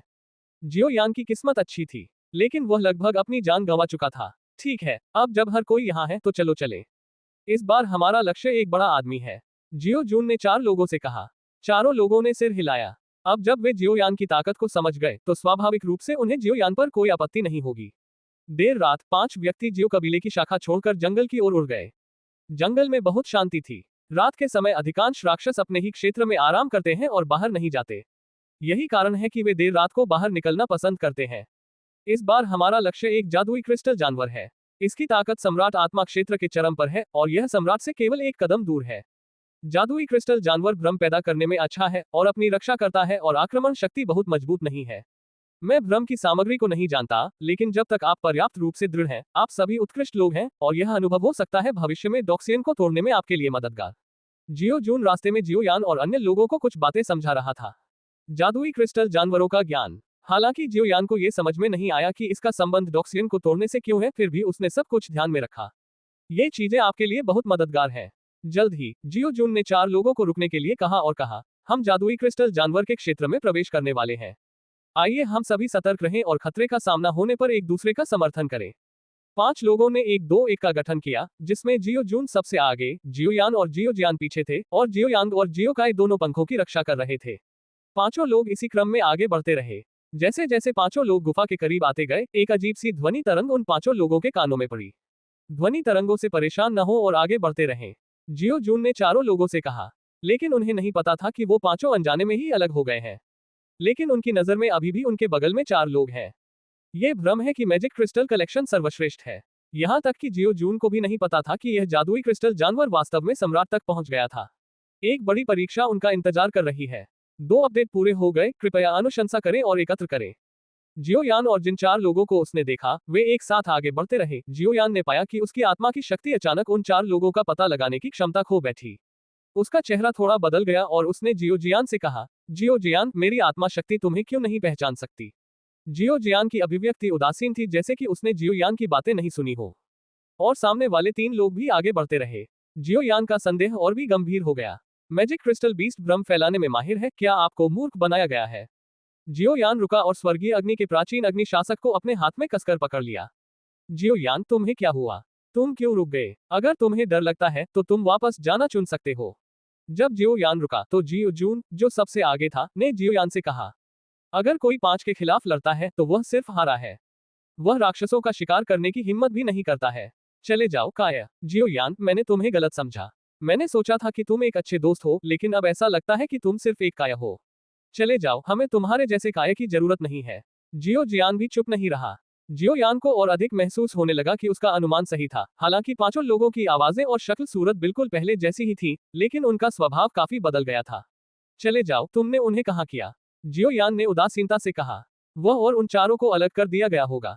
उन पांचों को एक साथ राक्षस के खिलाफ लड़ने का मौका मिल सकता है, परंतु यदि वे अलग हो गए तो तुरंत पराजित हो जाएंगे। जियो यान ने उन चारों पर ध्यान देने की जहमत नहीं उठाई और मूल रास्ते पर लौटने के लिए मुड़ गया। लेकिन एक जानी पहचानी और खूबसूरत आवाज ने उसे रुकने पर मजबूर कर दिया। भाई जियो यान, CH-35 आप जुनर नहीं है। जियोयान जैसा ही है, लेकिन उसकी आत्मिक शक्ति जियोयान जितनी शक्तिशाली नहीं है, और जियोयान की तुलना में आधी धीमी है। जियोयान के सामने एक महिला आई, लेकिन इस समय वह महिला वाकई शर्मिंदा दिख रही थी। मूल रूप से बर्फ सफेद कपड़े अब बहुत अधिक मिट्टी से सने हुए थे, जैसे कोई बच्चा मिट्टी से खेल रहा हो। उसके काले बालों में कंघी भी नहीं की गई थी। हालांकि वह पक्षी के घोंसले की तरह मैले कुचैले नहीं थे, लेकिन वह उसकी शक्ल से मेल नहीं खाते थे। दोनों हाथों पर भी चोट के निशान थे और शायद चेहरे को जानबूझकर नुकसान नहीं पहुंचाया गया था। अगर यह एक आदमी है तो मुझे डर है कि उसकी आंखों के नीचे 2 बड़े काले घेरे अपरिहार्य हैं। महिला ने जियो जियान की ओर एकटक देखा, उसका चेहरा भय और आतंक से भरा हुआ था। राउर, ये वास्तव में आप हैं, आप ऐसे क्यों हैं? जियो जियान ने अपने सामने महिला की ओर देखा, वह अब शांत नहीं रह सका। 3 ही दिन में उसकी प्यारी पत्नी ऐसी हो गई। जू परिवार जरूर जू परिवार के कुलीन लोग होंगे, ठीक है। मैं उन्हें मारना चाहता हूँ। जियो जियान की आंखें लाल थीं, और यही एकमात्र कारण था जिसके बारे में वह सोच सकता था। वह जानता था कि इस दुनिया में रईस उन लोगों को एक गंभीर सबक देंगे जो 3 सुपर निचले स्तरों से आए थे। वह जानता था कि हालांकि उसकी पत्नी की प्रतिभा अद्भुत नहीं थी, फिर भी उसे कोई परेशान नहीं कर सकता था। अतः यही एकमात्र व्याख्या है। पति, कृपया मुझे तलाक दे दें। जियो कबीले और जू कबीले के बीच की कड़वाहट को दूर नहीं किया जा सकता है। हमारे लिए फिर से एकजुट होना असंभव है, इसलिए मुझे तलाक देना ही अंतिम समाधान है। यदि आप ऐसा नहीं करते हैं, तो घर के बुजुर्ग जू कबीले में व्यक्तिगत रूप से जियो कबीले में आऊंगा, और वे कभी भी अपने ही कुल के लोगों में से किसी को भी अपने दुश्मनों से शादी करने की अनुमति नहीं देंगे। जू रो ने जियो जियान को देखा और दुखी होकर यह कहा, नहीं, आपकी शादी पहले ही मूल महाद्वीप पर मुझसे हो चुकी है, इसलिए आप पहले से ही जियो कबीले के सदस्य हैं। मुझे वास्तव में आपको उस दिन जाने नहीं देना चाहिए था। ऐसा लगता है कि रक्त रिश्तेदार अब यहाँ महत्वपूर्ण नहीं है। भले ही हम एक जैसे हैं, हम एक ही खून के हैं, लेकिन हम पति पत्नी हैं। मैं जियो कबीले का सदस्य नहीं बनना चाहता, और आप जू कबीले का सदस्य नहीं बनना चाहते। आइए एक साथ चलें, ठीक है। जियो जियान ने जू जुदाओ को देखा। चलो चलें। क्या आपने ब्लैक अलायंस की शिकार टीम को देखा है? क्या हम उनका पीछा छोड़ सकते हैं? जू राव ने अपनी आंखों से आंसू पोंछे। जियो जियान चुप था। हालांकि उसने ब्लैक अलायंस की शिकार टीम को कभी अपनी आंखों से नहीं देखा था। नाम गड़गड़ाहट की तरह था। जियो कबीले शाखा के कुछ लोग 10 साल तक सुअरों की तरह क्यों जीने को तैयार हैं? ये ब्लैक अलायंस शिकार समूह एक बहुत बड़ा निवारक है। मजबूत ताकत और पारिवारिक सुरक्षा के बिना वे हर दिन ब्लैक अलायंस की छाया में रहेंगे। जियो काय के ऊपर एक खूबसूरत महिला भी दिखाई दी, लेकिन वह केवल एक क्षण के लिए झिझका और एक मुक्का मारकर प्रेत को खत्म कर दिया। हेनरी झां के बगल में जो दिखाई दिया वह उसके पिता थे, जिनका प्यार पहाड़ जैसा था। अंत में उन्होंने व्यक्तिगत रूप से अपने पिता को आंखों में आंसू के साथ पश्चिमी स्वर्ग में भेजा। जियो जून अलग था। प्रेत अभी अभी प्रकट हुआ था और बिना कुछ कहे उसके मुंह से चकनाचूर हो गया। पांचों के नेता के रूप में वह अनुभव और ताकत के मामले में सबसे योग्य नंबर 1 है।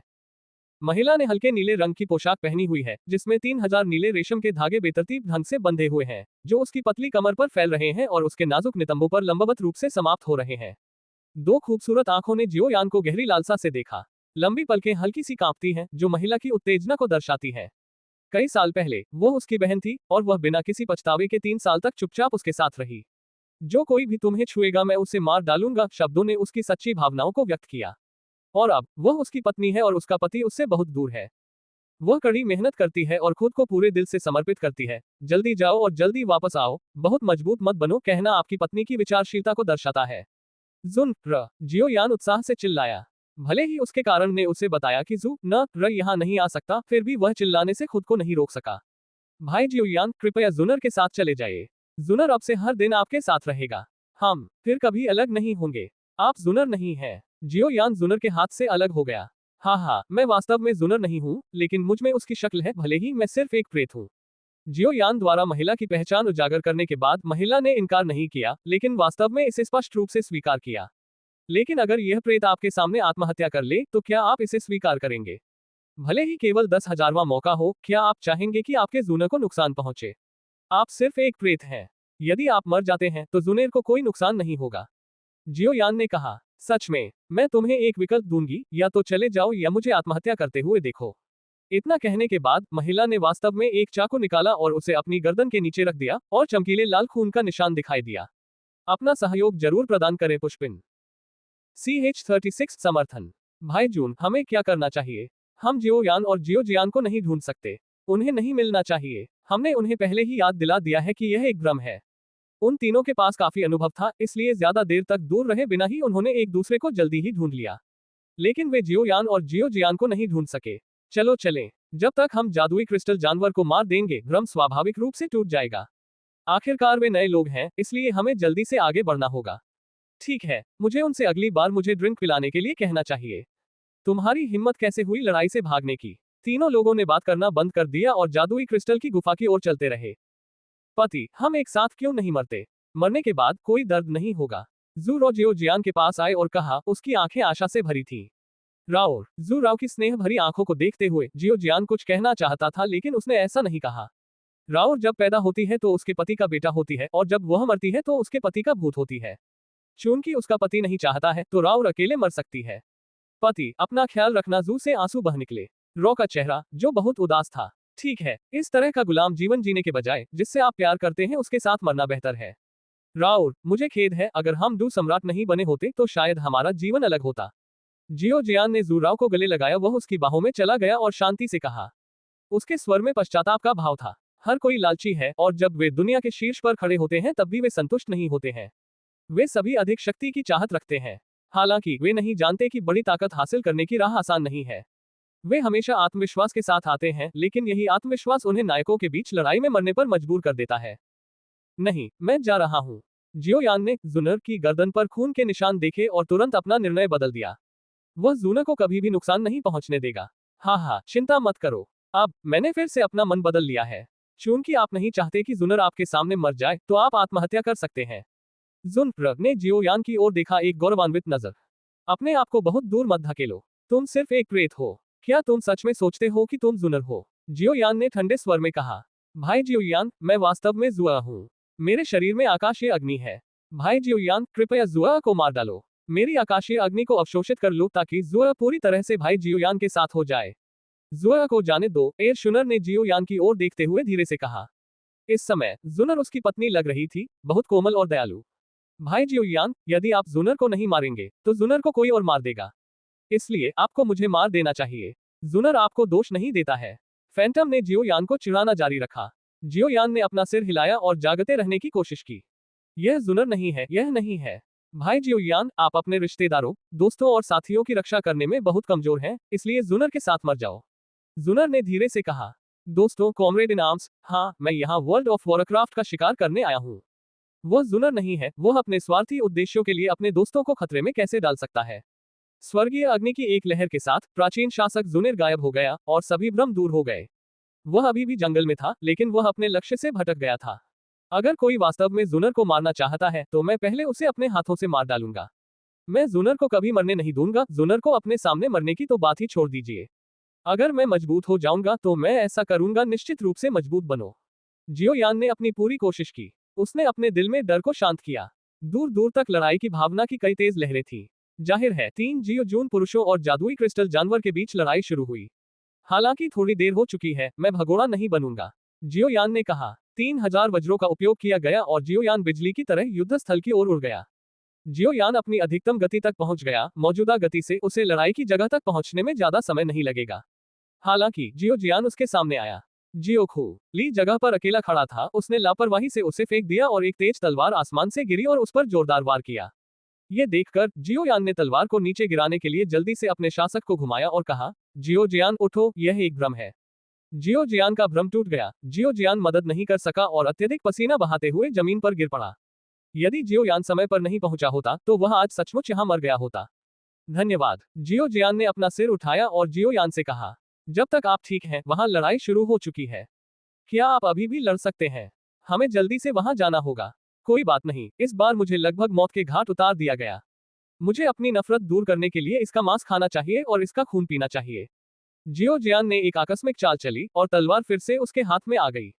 इस समय उन्होंने अपनी पिछली उदारता पुनः प्राप्त कर ली। जियो यान ने ज्यादा कुछ नहीं कहा और वे दोनों सीधे लड़ाई वाली जगह की ओर दौड़ पड़े। CH-37 राक्षसी क्रिस्टल जानवर गुफा। राक्षसी क्रिस्टल जानवर गुफा के प्रवेश द्वार पर इस समय गुफा के सामने गंदगी थी। जाहिर तौर पर यहाँ अभी भीषण युद्ध छिड़ा हुआ था। गुफा के प्रवेश द्वार पर 20 मीटर से अधिक लंबा एक जादुई जानवर है। जादुई जानवर के माथे पर एक क्रिस्टल स्पष्ट मणि जैसी चीज है और जादुई क्रिस्टल जानवर का नाम रखा गया है। ये राक्षसी क्रिस्टल जानवर और अन्य राक्षसी जानवरों के बीच यही सबसे बड़ा अंतर है। अन्य राक्षस मृत्यु के बाद जादुई कोर का उत्पादन करेंगे, लेकिन जादुई क्रिस्टल जानवर जादुई कोर का उत्पादन नहीं करेगा, बल्कि जादुई क्रिस्टल को पीछे छोड़ देगा। जादुई क्रिस्टल की किंवदंती कीमियागर की पसंदीदा चीज है। हालांकि मुझे नहीं पता कि जादुई क्रिस्टल कम उपयोगी क्यों हो गया है। इस समय दानव क्रिस्टल जानवर का शरीर घावों से भरा हुआ कहा जा सकता है। उनके सामने 3 लोग जीवन या मृत्यु की परवाह किए बिना लगभग पूरी तरह हताश थे। युद्ध करना शुरू से ही उसकी विशेषता नहीं थी। भले ही वह एक शक्तिशाली सम्राट के स्तर तक पहुंच गया था, फिर भी वह उनसे घायल हो गया था। हालांकि अपने सामने 3 मरते हुए लोगों को देखकर राहत मिली। अरे, मैंने इस बार दाफा खेला और मुझे उम्मीद नहीं थी कि यह सम्राट स्तर तक पहुंच जाएगा। अरे, हेनरी झांग ने भी आह भरी। इसमें आह भरने की क्या बात है? ये सिर्फ मौत है। मैं 20 साल में वापस आऊंगा और देर सबेर इसे मार डालूंगा। अगर जियो यान और जियो जियान यहाँ हैं, तो शायद हमारे पास अभी भी जीतने का मौका है। इस समय ये लंबे समय तक नहीं रहेगा। वे दोनों शायद अभी भी भ्रम में फंसे हुए हैं। हम यहाँ आए। जियो जून ने हेनरी झांग के बोलने से पहले ही उसे रोक दिया। दूर से 3 लोगों के सामने 2 आकृतियां प्रकट हुई। आप दोनों फिर से देर से आए हैं, अपने आप को 3 ड्रिंक्स की सजा दें। जियो जून ने उन दोनों से कहा। इन शब्दों को सुनने के बाद जियो यान मुस्कुराया और 3 लोगों के प्रति उसका स्नेह घनिष्ठ हो गया। बहुत से लोग मृत्यु के सामने इतने स्पष्टवादी नहीं हो सकते। इसे हम पर छोड़ दो, जियो जियान ने कहा। इस समय उन तीनों ने अपनी लड़ने की शक्ति खो दी है और उनमें से केवल 2 ही लड़ सकते हैं। दानव क्रिस्टल जानवर भी जियो यान और 2 व्यक्तियों के आगमन से थोड़ा आश्चर्यचकित हुआ, लेकिन 2 व्यक्तियों की आभा को महसूस करने के बाद वह ठीक हो गया। वे केवल 2 चींटियां हैं जो सबसे पहले सृष्टि महाद्वीप में आईं। जियो जियान ने सबसे पहले कार्रवाई की। उसके हाथ में मौजूद लंबी तलवार से तेज रोशनी निकली और एक तेज तलवार की ऊर्जा सीधे जादुई क्रिस्टल जानवर पर गिरी। जियो जियान की चालों को देखते हुए तलवार पर उसकी महारत एकदम सही स्तर पर पहुंच गई है, लेकिन दुर्भाग्य से उसकी लड़ने की क्षमता अभी भी बहुत कम है। जादुई क्रिस्टल जानवर के सिर पर जादुई क्रिस्टल सफेद रोशनी का उत्सर्जन करता है और जब दोनों टकराते हैं तो वे बिना किसी निशान के गायब हो जाते हैं। हालांकि यह जादुई क्रिस्टल जानवर बुरी स्थिति में है, फिर भी यह एक सम्राट स्तर का बिजली घर है। जियो यान ने बारीकी से पीछा किया और अंडरवर्ल्ड के क्रोध का एक आत्मा हमला दानव क्रिस्टल जानवर पर पड़ा। मैजिक क्रिस्टल बीस्ट को अचानक तेज दर्द महसूस हुआ। वॉरक्राफ्ट के शरीर इंसानों से ज्यादा मजबूत होते हैं, लेकिन उनकी आत्मिक शक्ति इंसानों से काफी कमजोर होती है। आत्मा पर हमला निस्संदेह वॉरक्राफ्ट से निपटने का सबसे अच्छा तरीका है। अच्छा अवसर। ये देखकर जियो जियान ने अपनी लड़ाई की भावना को तलवार में डाला और सीधे जादुई क्रिस्टल जानवर के शरीर को देखा। तेज तलवार से दानव क्रिस्टल जानवर के शरीर पर एक बड़ा घाव हो गया और खून की धारा बह निकली। जब जियो यान ने ये देखा तो वह बहुत खुश हुआ। उसने आकाश अग्नि को शाश्वत प्राचीन शासक में इंजेक्ट किया और मूल रूप से अंधेरा विशाल शासक अपने सुंदर शब्दों से खिल उठा। जियो यान के हड्डी के पंख खुल गए और वह सीधे जादुई क्रिस्टल जानवर के ऊपर उड़ गया और जादुई क्रिस्टल को जोर से तोड़ दिया। वहां मत मारो, जियो जून चिल्लाया, लेकिन उनके शब्द अभी भी एक कदम देर से थे और जियो यान का विशाल शासक पहले ही जादुई क्रिस्टल पर उतर चुका था। जियो जियान, जल्दी से निकल जाओ। जियो जून ने जब जियो यान को देखा तो चिल्लाया।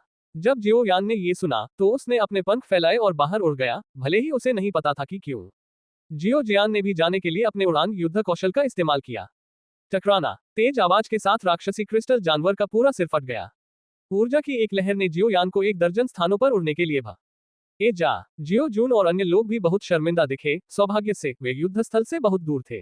डेमोनिक क्रिस्टल बीस्ट के पूरे पहले 10 मीटर में विस्फोट हो गया और डेमोनिक क्रिस्टल में विस्फोट हो गया। ये डेमोनिक क्रिस्टल बीस्ट की पसंद थी। ड्रैगन के तराजू उल्टे होते हैं और यदि आप उनके साथ व्यवहार करते हैं तो आप मर जाएंगे। जादुई क्रिस्टल के बारे में सबसे कीमती चीज जादुई क्रिस्टल है। वे युद्ध में शानदार ढंग से मर सकते हैं, लेकिन युद्ध में मरने से पहले वे कभी भी किसी को अपने जादुई क्रिस्टल को छूने की अनुमति नहीं देंगे। ये उनका गौरव है। क्या आप ठीक हैं? जियो जून ने अपमानित लोगों की ओर देखते हुए कहा। ये ठीक है, जियो काय और हेनरी झांग ने कहा। जियो यान, आप आज रात बारबेक्यू के लिए जिम्मेदार हैं। लानत है, मैं लगभग आपके द्वारा मारा गया था। क्या यह मेरे लिए आसान है? जब मैं आधी रात को बाहर आया तो जियो काय ने जियो यान से कहा।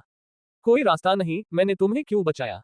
तुम तीनों में से किसी एक को चुनो। जियो यान और कई अन्य लोग इस लड़ाई के बाद तुरंत एक दूसरे से परिचित हो गए और उनमें अब पहले वाला संयम नहीं रहा। बहस करना बंद करो, मुझे करने दो। यह अफसोस की बात है कि हमारे बीच कोई कीमियागर नहीं है।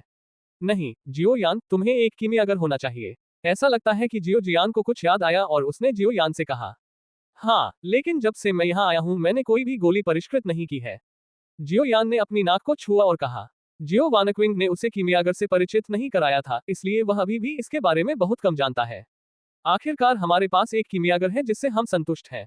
जियो यान के लौटने के बाद आपको वापस जाना चाहिए और अपनी कीमिया कौशल में सुधार करना चाहिए। ठीक है, जियो यान ने सिर हिलाया और उत्तर दिया। CH-38 शिकार। एक अपेक्षाकृत विशाल गुफा में जियोयान और अन्य लोग एक दूसरे के सामने बैठे थे। उनके सामने आग लगी हुई थी और आग पर बारबेक्यू के कई टुकड़े थे। जियो जियान का खाना बहुत अच्छा था और सभी ने खूब खाया। जादुई क्रिस्टल जानवर को लेने के दूसरे भाग को लगभग 5 लोगों ने खा लिया था। खाने के बाद बाकी चारों लोग जमीन पर गिरकर सो गए। जियोयान को आज उसके साथ जो कुछ भी हुआ उसके बारे में सोचकर नींद नहीं आ रही थी। विशेष रूप से प्रेत जुनर ने उससे क्या कहा, मेरी अपनी ताकत अभी भी पर्याप्त नहीं है। जियोयान ने गुफा की ओर देखा और उसके दिमाग में एक व्यक्ति प्रकट हुए बिना नहीं रह सका। 2 सम्राटों की लड़ाई के बाद जियोयान ने उसे निमंत्रण दिया, लेकिन उसने अंततः इनकार कर दिया। उसके दिल में अभी भी एक गांठ है, अगर इस गांठ को खोला नहीं जा सका तो भी वह उसका सामना करते समय भागने का विकल्प चुनेगी। जियोयान ने आह भरी और खुद से कहा कि वह अन्य चीजों के बारे में न सोचे। उसकी पहले से ही एक पत्नी है और उनमें से एक क्रिएशन महाद्वीप में है और दूसरी डॉकी महाद्वीप में है। उन दोनों के एक दूसरे से मिलने की संभावना असीम रूप से शून्य के करीब है। जियोयान शांत हो गया और अभ्यास करना शुरू कर दिया। चूंकि मुझे नींद नहीं आती, इसलिए अभ्यास करना समय बिताने का सबसे अच्छा तरीका है। जंगल में काले कपड़े पहने 5 लोगों ने एक अधेड़ उम्र के व्यक्ति को सम्मानपूर्वक सलाम किया। क्या तुमने इसे पकड़ लिया? अधेड़ उम्र के आदमी की आवाज कर्कश थी। पैलेस मास्टर, वो व्यक्ति बहुत चालाक है, हमने पूरी कोशिश की है कि 5 लोगों में से एक ही नेता हो। कचरा, आप 5 मध्यम श्रेणी के सम्राट आत्मा क्षेत्र के विशेषज्ञ एक निम्न श्रेणी के सम्राट आत्मा क्षेत्र को भी नहीं पकड़ सकते। आपका क्या उपयोग है? मैं, ब्लैक एलायंस, कभी भी कचरा नहीं उठाऊंगा। इसे मेरे लिए ढूंढें। ब्लैक एलायंस आसानी से कार्रवाई नहीं करेंगे। एक बार कार्रवाई करने के बाद आपको सफल होना ही होगा। मध्यम आयु वर्ग के व्यक्ति ने कहा। हाँ, 5 लोगों ने उत्तर दिया, उनकी आकृतियां धीरे धीरे अंधेरे में छिप गईं। 9 जुबान गोल्डन थंडर ड्रैगन, हाँ, ये बहुत दुर्लभ है। मुझे विश्वास नहीं है कि आप दुनिया को उल्टा कर सकते हैं। जंगल में एक बच्चा जो केवल 5 या 6 साल का था, एक पेड़ पर छिपा हुआ था। उसका चेहरा पीला पड़ गया था और वह घबराकर अपने आसपास होने वाली हर चीज को देख रहा था। लड़के के लंबे सुनहरे बाल और सुनहरी आंखों की एक जोड़ी है। उसके हाथ में एक भाला था और उस पर गरज और बिजली की चमक दिखाई दे रही थी। बात सिर्फ इतनी है कि इस वक्त उनकी सांसें बहुत कमजोर है। बच्चे से ज्यादा दूर नहीं, 5 धुंधली आकृतियां धीरे धीरे इस ओर चली गईं। वे सभी समान रूप से काले कपड़े पहने हुए थे, तलवारें पकड़े हुए थे और बिना किसी भाषा संचार के जंगल में घूम रहे थे। लेकिन उनके बीच का मौन सहयोग भयावह है। बच्चा ये सब पहले ही देख चुका था, लेकिन उसके पास कोई विकल्प नहीं था। इस दुनिया में आने के दूसरे दिन ही उन्हें उनके द्वारा घेर लिया गया। यदि यह उनकी विशेष योग्यताओं के लिए नहीं होता, तो उन्हें उनके द्वारा जीवित पकड़ लिया गया होता। ये ब्लैक अलायंस हंटिंग टीम है, एक ऐसा शब्द जो आम लोगों को डराता है। 5 लोग लड़के के पास आ रहे थे। अचानक एक व्यक्ति ने उस बड़े पेड़ को लात मारी जहां लड़का था, जिससे पेड़ गिर गया। बच्चा डर गया और तेजी से दूर भाग गया। उसी समय 5 लोगों पर वज्र की 5 किरणें गिरी। 5 लोगों के बीच कोई मौखिक संवाद नहीं हुआ और वे बिना किसी हिचकिचाहट के आगे बढ़ गए। यदि उनके वरिष्ठों ने उसे जीवित पकड़ने के लिए मौत का आदेश जारी नहीं किया होता, तो उन्होंने उसे बहुत पहले ही मार डाला होता। लेकिन अब उनके पास इतनी अधिक संशय है कि वे स्वाभाविक रूप से उन्हें पूर्ण उपयोग में नहीं ला सकते हैं। लेकिन उनकी रफ्तार लड़के से बहुत तेज थी, इसलिए लड़का जल्द ही उनसे घिर गया। विरोध करना बंद करो और हमारे साथ आओ, नेता ने बच्चे से कहा। बिल्कुल नहीं, मैं ड्रैगन द्वीप जाना चाहता हूँ, बच्चे ने उत्तर दिया। यदि आप नहीं जानते कि जीना है या मरना है, तो कार्रवाई करें, काले कपड़े वाले व्यक्ति ने कहा। हाँ, एक बच्चे को धमकाने वाले 5 लोग कुछ भी नहीं है। यदि आपके पास क्षमता है, तो आप हमें चुनौती दे सकते हैं। इस समय वही 5 लोग जंगल के एक छोर से बाहर चले गए। ये जियोयान और उसकी पार्टी थी। ब्लैक अलायंस शिकार टीम का कप्तान एक पल के लिए स्तब्ध रह गया। जाहिर तौर पर उसे इस समय किसी के बाहर आने की उम्मीद नहीं थी। उसने अन्य 4 लोगों को आंख मारी और वे बिना किसी मौखिक संचार के तुरंत समझ गए। मौन समझ का स्तर किसी को भी आश्चर्यचकित करने के लिए पर्याप्त था। 4 काली आकृतियों ने जियोयान और उन चारों पर हवा की तरह हमला किया और उनके हमले बेहद क्रूर थे। जियोयान की ओर से जियो जून ने काले कपड़े पहने एक आदमी के खिलाफ अकेले लड़ाई लड़ी, जबकि जियोयांग और जियो काई ने मिलकर काले कपड़े पहने एक आदमी के खिलाफ लड़ाई लड़ी। राक्षसी क्रिस्टल जानवर के खिलाफ लड़ते समय उन दोनों को भारी नुकसान हुआ था और अब उनके पास लड़ने के अलावा कोई विकल्प नहीं था। जियो जियान और जियोयान अकेले काले कपड़े पहने एक व्यक्ति से लड़ते हैं। जियोयान की स्वर्गीय अग्निहीन प्राचीन शासक उसके हाथ में दिखाई दी। उसके शासक के युद्ध कौशल सभी स्वर्गीय स्तर के थे और वह इस महाद्वीप पर नुकसान में था। जियोयान ने स्वर्गीय अग्नि को प्राचीन शासक में डाला और उदास भाव से अपने प्रतिद्वंद्वी को देखा। जियोयान के प्रतिद्वंद्वी ने जियोयान की लपटों को देखकर आश्चर्य का संकेत दिया। हालांकि ये सिर्फ एक फ्लैश था और एक भाला सीधे जियोयान पर वार किया गया था। आप यान 3 पैरों में बदल जाते हैं। जियोयान ने युद्ध कौशल के इस सेट का उपयोग किया, लेकिन युद्ध कौशल के इस सेट का स्तर बहुत कम था। जियोयान और काले कपड़े वाले आदमी के बीच ताकत का अंतर एक स्तर का है, जिसका काले कपड़े वाले आदमी पर कोई प्रभाव नहीं पड़ता है।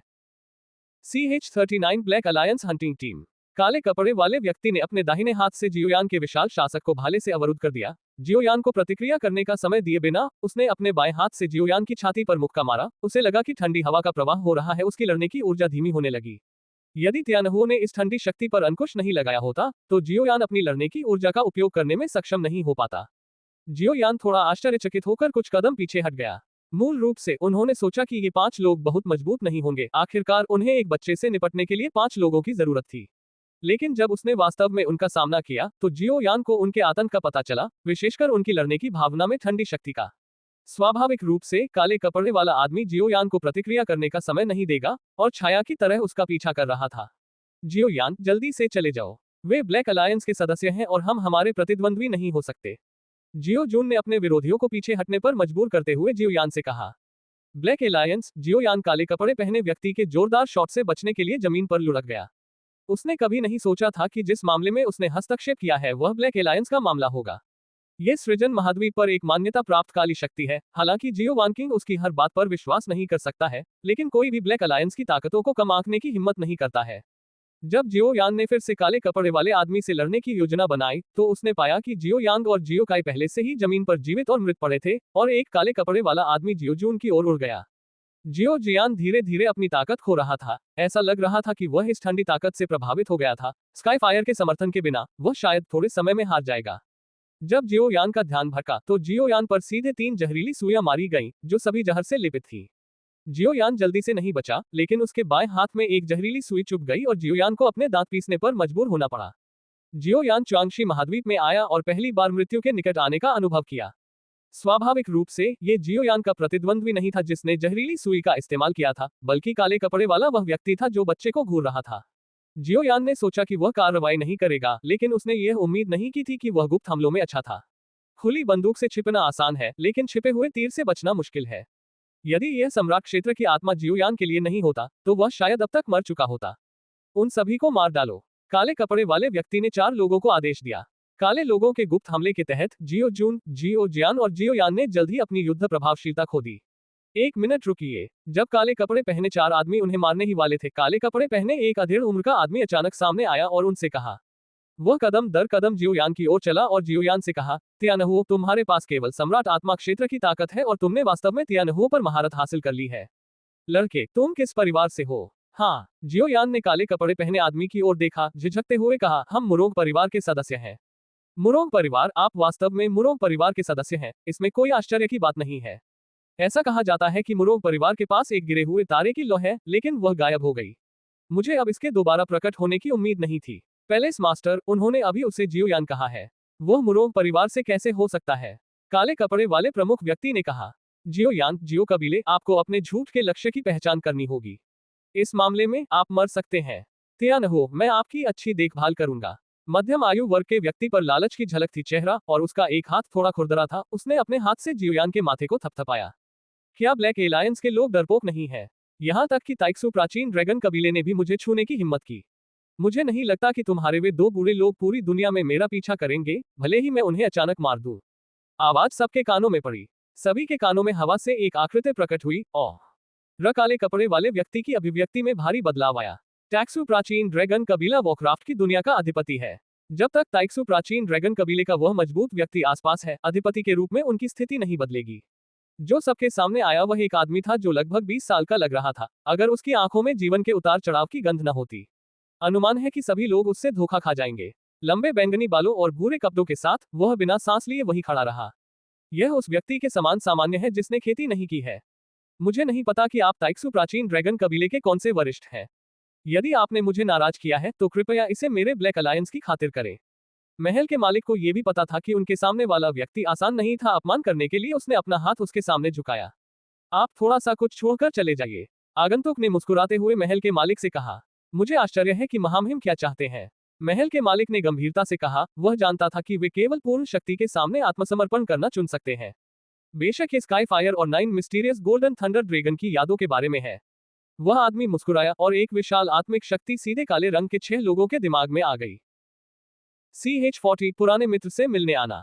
जंगल के मध्य में अलाव जल रहा था। अगर कोई देख लेता तो जान मौत की परवाह किए बिना जंगल में आग जलाने वाले किसी न किसी को जरूर डांटता। यह अजीब होगा यदि राक्षस उसे टुकड़े टुकड़े न कर दे। तुम जाग रहे हो। जियोयान अपनी नींद से जाग गया और उसने अपनी ओर से एक गुनगुनी आवाज सुनी। जियोयान को अचानक याद आया कि वह जंगल में लड़ाई में भाग नहीं ले रहा था और ब्लैक एलायंस के लोगों ने उसे घायल कर दिया था। वैसे उसे अभी भी अपने साथी और बच्चे की याद थी। उसकी तलाश करना बंद करो। आपका साथी ठीक है और अभी भी आपकी गुफा में सो रहा है। जहां तक उस बच्चे और मेरे ताइक्सु प्राचीन ड्रैगन कबीले की बात है, मैं उसे ड्रैगन द्वीप भेजूंगा। जियोयान ने राहत की सांस ली और फिर उस आदमी की ओर देखा जिसने उसे बचाया था। वह आदमी जियोयान से छोटा लग रहा था, जिससे जियोयान हैरान हो गया। सीनियर की जीवन रक्षक कृपा को जियोयान को याद रखना चाहिए। मुझे आश्चर्य है कि जियोयान को यहाँ अकेले लाने के लिए सीनियर के निर्देश क्या थे। जियोयान ने अपनी मुट्ठी पकड़ ली और सम्मानपूर्वक कहा, अभी इसके बारे में बात नहीं करते हैं। मैं बस वहां से गुजर रहा था। मैंने एक पुराने दोस्त से मिलने की योजना बनाई थी, लेकिन मुझे आपसे मिलने की उम्मीद नहीं थी। मुझे बताएं कि आपके शरीर में मेरे ताइक्सु प्राचीन ड्रैगन कबीले की रक्त शक्ति क्यों है, और आप भी एक ड्रैगन किंग हैं। आदमी ने जियोयान से कहा, ताइक्सु प्राचीन ड्रैगन कबीले की अपनी गरिमा है और उनके वंश की शक्ति को मानव जाति द्वारा प्राप्त करना आमतौर पर असंभव है, जब तक कि ड्रैगन किंग इच्छुक न हो। ताइक्सु प्राचीन ड्रैगन कबीले की रक्त रेखा की शक्ति। जियोयान दंग रह गया और तुरंत समझ गया। जब जियान को मूल ड्रैगन और फीनिक्स फल मिला तो वह उसमें ऊर्जा को अवशोषित नहीं कर सकी। जियान ने इसे अवशोषित करने में मदद करने के लिए अजीब आग की शक्ति का उपयोग किया। अंततः जियान ने उत्तेजित करने के लिए ड्रैगन और फीनिक्स की शक्ति का एक अंश इस्तेमाल किया। प्राचीन ड्रैगन सार और रक्त को उसने पहले अवशोषित कर लिया था और वह इसका उपयोग एक प्राचीन ड्रैगन और फीनिक्स कवच में बदल सकता था, लेकिन वह इसके बारे में लगभग भूल गया था। उस आदमी की नजर में जियोयान के पास मामले का कारण बताने के अलावा कोई विकल्प नहीं था। रक्त की शक्ति एक परिवार के लिए महत्वपूर्ण है, विशेषकर वॉरक्राफ्ट परिवार के लिए। जियोयान को नहीं पता था कि उसके सामने वाला व्यक्ति कितना मजबूत था, लेकिन कम से कम वह एक शक्तिशाली अमर सम्राट था, जो वास्तव में इस समय जियोयान के लिए अप्राप्य था। जियोयान की बातें सुनने के बाद उस आदमी ने बिना कुछ कहे सिर्फ सिर हिलाया और चुप हो गया। काफी देर बाद उस आदमी ने फिर कहा, मुझे बताओ कि उसकी सांसें तुम्हारे शरीर पर क्यों है? वह कौन है? जियोयान ने भ्रमित होकर पूछा। किंग चेंग, मैं सिर्फ इसलिए यहाँ आया हूँ क्योंकि मैंने उसकी आभा को महसूस किया है, अन्यथा मैं सामने नहीं आता। क्या आप उसके उत्तराधिकारी हैं? मुझे भी नहीं पता। जियोयान आहें भरने के अलावा कुछ नहीं कर सका। किंगचेन की घटना उसे परेशान कर रही थी। भूल जाओ, मुझे लगता है कि वह भी तुम्हें पसंद नहीं करती। तुम्हारे पास ताकत कम है, किस्मत खराब है और चरित्र खराब है। किंगचेन तुम्हें कैसे पसंद कर सकता है? जियोयान का चेहरा हिलने के अलावा कुछ नहीं रह सका, लेकिन ऐसा लग रहा था कि इसका कुछ मतलब निकल रहा है। मुझे लगता है कि डूक्यूई महाद्वीप में मेरा सारा भाग्य खत्म हो गया है और अब मेरे पास जो कुछ बचा है वह केवल दुर्भाग्य है। मैं जा रहा हूं और मैंने तुम्हारे अलावा बाकी सभी की यादें मिटा दी हैं। तुम्हें लगता है अगर तुम्हें ये याद नहीं चाहिए तो मैं आपको परेशान नहीं करूंगा सीनियर। जियो यानदाओ ने बोलना समाप्त करने से पहले ही बीच में बोल दिया। वह नहीं चाहता था कि उसकी याददाश्त मिट जाए। ठीक है लड़के, कड़ी मेहनत करो। यदि तुम्हारे पास क्षमता है तो तुम ड्रैगन द्वीप आ सकते हो, उस आदमी ने जियो यान से कहा। वह आदमी जगह चीरता हुआ अंदर चला गया। उसके पीछे एक बच्चा था। बच्चे के जाने से पहले उसने जियो यान पर नजर डाली और पाया कि वह धीरे धीरे उसके दिमाग में अस्पष्ट आकृति के साथ ओवरलैप हो रहा था। जियो यान, उसका नाम जियो यान है। दो लोगों को जाते देख जियो यान ने गहरी सांस ली, लेकिन इस समय भेड़ियों के चिल्लाने और बाघों के चिल्लाने की आवाजें आ रही थी। जियो यान ने शाप दिया, जल्दी से आग बुझाए और बाहर की ओर चला गया। जियो यान गुफा में लौट आया और पाया कि 4 लोगों में से कोई भी नहीं उठा, इसलिए जियो यान ने राहत की सांस ली। उनकी चोटें ज्यादातर ठीक हो गईं और यह स्पष्ट था कि ताइक्सु प्राचीन ड्रैगन कबीले के मजबूत व्यक्ति ने उनकी चोटें ठीक कर दी। आज जो कुछ हुआ उसे याद करते हुए जियो यान को भी इस काले गठबंधन की सामान्य समझ थी। भविष्य में उनके संपर्क में आने पर सावधान रहें। जियो यान ने उनके जागने तक इंतजार किया और पाया कि बारबेक्यू खाने के समय उनकी यादें अटक गई थीं और उनकी चोटें लगभग ठीक हो गई थीं। जियो यान ने राहत की सांस ली, लेकिन बैंगनी बालों वाले व्यक्ति के बारे में उसकी राय बहुत अच्छी थी, जो बहुत छोटा लग रहा था। लोगों के समूह को इकट्ठा करने के बाद वे जियो कबीले की शाखा की ओर उड़ गए। जब हम जियो कबीले में लौटे तो ये पहले से ही उज्जवल था। जियो जियान और अन्य लोगों ने नमस्ते कहा और सीधे मेडिसिन पैलेस की ओर उड़ गए। ब्लैक एलायंस की ताकत देखने के बाद उन्होंने तत्काल अनुरोध किया कि उनकी ताकत में जल्द से जल्द सुधार किया जाए। केवल इस तरह से उन्हें आग और पानी के बीच लड़ाई का पता लगाने के लिए मुरोंग परिवार के पास जाने का अवसर मिल सका। शायद इसलिए कि कीमियागरों को अपेक्षाकृत उच्च दर्जा प्राप्त है, शाखा के मेडिसिन पैलेस में उनका इलाज बहुत बेहतर है। यहाँ एक समर्पित कीमिया कक्ष है। एक दूसरे को अलग थलग करने से एक दूसरे पर कोई असर नहीं पड़ेगा। जियो यान मुख्य हॉल में आया और देखा कि एक बूढ़ा आदमी मेज के सामने बैठा है, एक किताब पकड़े हुए है और उसे ध्यान से देख रहा है। जैसे कि उसे जियो यान के आने का एहसास हुआ, उसने आलस्य से कहा, नाम कीमियागर स्तर। जियो यान, मैं कीमियागर स्तर को भी नहीं जानता। मैं अभी कुछ समय पहले ही क्रिएशन कॉन्टिनेंट में आया था। जियो यान ने सम्मानपूर्वक सिर झुकाया। जियो यान, बूढ़े आदमी के मुंह का कोना कांप गया और फिर उसने कहा, बाईं ओर का आखिरी कमरा, मैं तुम्हें 1 घंटा देता हूँ, 1 घंटे के बाद यहाँ से चले जाना। बहुत कठिन था। CH41 medicine hall. 1 घंटा। जियो यान कुछ और कहना चाहता था, लेकिन बूढ़े व्यक्ति ने पहले ही 1 घंटा तैयार कर लिया था। फिर इत्मीनान से कोई किताब पढ़े। जियो यान की अभिव्यक्ति थोड़ी बदल गई, लेकिन बूढ़े व्यक्ति की स्थिति के कारण गुस्सा करना मुश्किल था, इसलिए वह केवल बूढ़े व्यक्ति द्वारा निर्दिष्ट कमरे में ही जा सकता था। दरवाजे को धक्का देकर खोला गया। अंदर की जगह बड़ी नहीं है, केवल 50 वर्ग मीटर से अधिक है। हालांकि इस समय कमरे में पहले से ही लगभग 10 साल की एक लड़की थी। उसने एक सफेद पोशाक पहनी हुई थी और गंभीरता से एक किताब पढ़ रही थी। उसे जियो यान के आने का एहसास नहीं हुआ। लड़की जियो से कुछ ही साल बड़ी लग रही थी, लेकिन जियो यान का चेहरा अच्छा नहीं लग रहा था। क्या ऐसा हो सकता है कि बूढ़े व्यक्ति ने वास्तव में उसे बच्चे के साथ पढ़ने के लिए कहा हो? जियो यान ने भौहें चढ़ा दी और चुपचाप अंदर चला गया। अपनी आत्मिक शक्ति का पता लगाने के बाद उसने पाया कि यहाँ सभी किताबें रिफाइनिंग मेडिसिन से संबंधित थी। अंकल, बाईं ओर सृजन महाद्वीप पर कीमियागर प्रणाली के बारे में जानकारी, कीमियागर संभावित परीक्षण और शाखा चिकित्सा हॉल के उपयोग का विस्तृत विवरण है। लड़की ने अपना सिर उठाया और जियो यान की ओर देखा और गंभीरता से कहा। हालांकि उसका चेहरा जियो जैसा शैतानी चेहरा नहीं है, फिर भी वह नाजुक और प्यारी है, और बड़ी होने पर वह निश्चित रूप से एक सुंदर लड़की होगी। धन्यवाद, जियो यान ने भी मुस्कुराते हुए उत्तर दिया। ऐसा लग रहा था कि चाचा और चाचा के बीच कोई अंतर नहीं है, लेकिन जियो यान को लगा कि चाचा अधिक सहज है। लड़की बस मुस्कुराई, कुछ नहीं बोली और फिर से किताब में डूब गई। जियो यान फिर बाईं ओर आया, जहां कीमियागरों के कुछ बुनियादी ज्ञान को चिन्हित किया गया था। सृष्टि महाद्वीप में कीमियागर निचले स्तरों के समान ही हैं, स्तर 1 से स्तर 9 तक। इनमें पहली से 5वीं कक्षा को शाही श्रेणी के रसायन शास्त्री कहा जाता है, जबकि 6ठी से 8वीं कक्षा को अमर श्रेणी कीमियागर और 6ठी कक्षा को दिव्य श्रेणी के रसायनज्ञ कहा जाता है। दूसरे शब्दों में, अमर श्रेणी की आत्मिक शक्ति को परिष्कृत करने के लिए व्यक्ति को अमर लोक तक पहुंचना होगा और 8वीं कक्षा को दिव्य लोक तक पहुंचना होगा। और आमतौर पर लड़ने की भावना की तुलना में आत्मिक शक्ति को विकसित करना अधिक कठिन होता है। अमर क्षेत्र तक पहुंचने के लिए किसी की सामान्य शक्ति को अमर से लड़ने के स्तर तक पहुंचना चाहिए, इसलिए जियो कबीले के पास अभी भी 6ठी कक्षा का कीमियागर नहीं है। इसी तरह गोली की गड़गड़ाहट तभी दिखाई देगी जब 6ठी श्रेणी का अमृत या अमर श्रेणी का अमृत पहुंचेगा। यह तथ्य जियो यान का बहुत समय बचाता है। लेकिन जब जियो यान ने मेडिसिन पैलेस के उपयोग के नियमों को देखा तो वह मदद नहीं कर सका, लेकिन शाप देना चाहता था। मेडिसिन हॉल दवा की कड़ाई और नुस्खे उपलब्ध कराएगा, लेकिन आपको अपनी औषधीय सामग्री स्वयं लानी होगी। आप अपने साथ परिष्कृत सभी अमृत ले जा सकते हैं। कीमियागर बनना वास्तव में एक महान पेशा है, लेकिन जियो कबीले ने उसके लिए सुविधा के द्वार खोल दिए हैं। लेकिन अगर जियो कबीले ने उन्हें औषधीय सामग्री प्रदान की तो ये बर्बादी होगी, इसलिए ऐसा नियम था।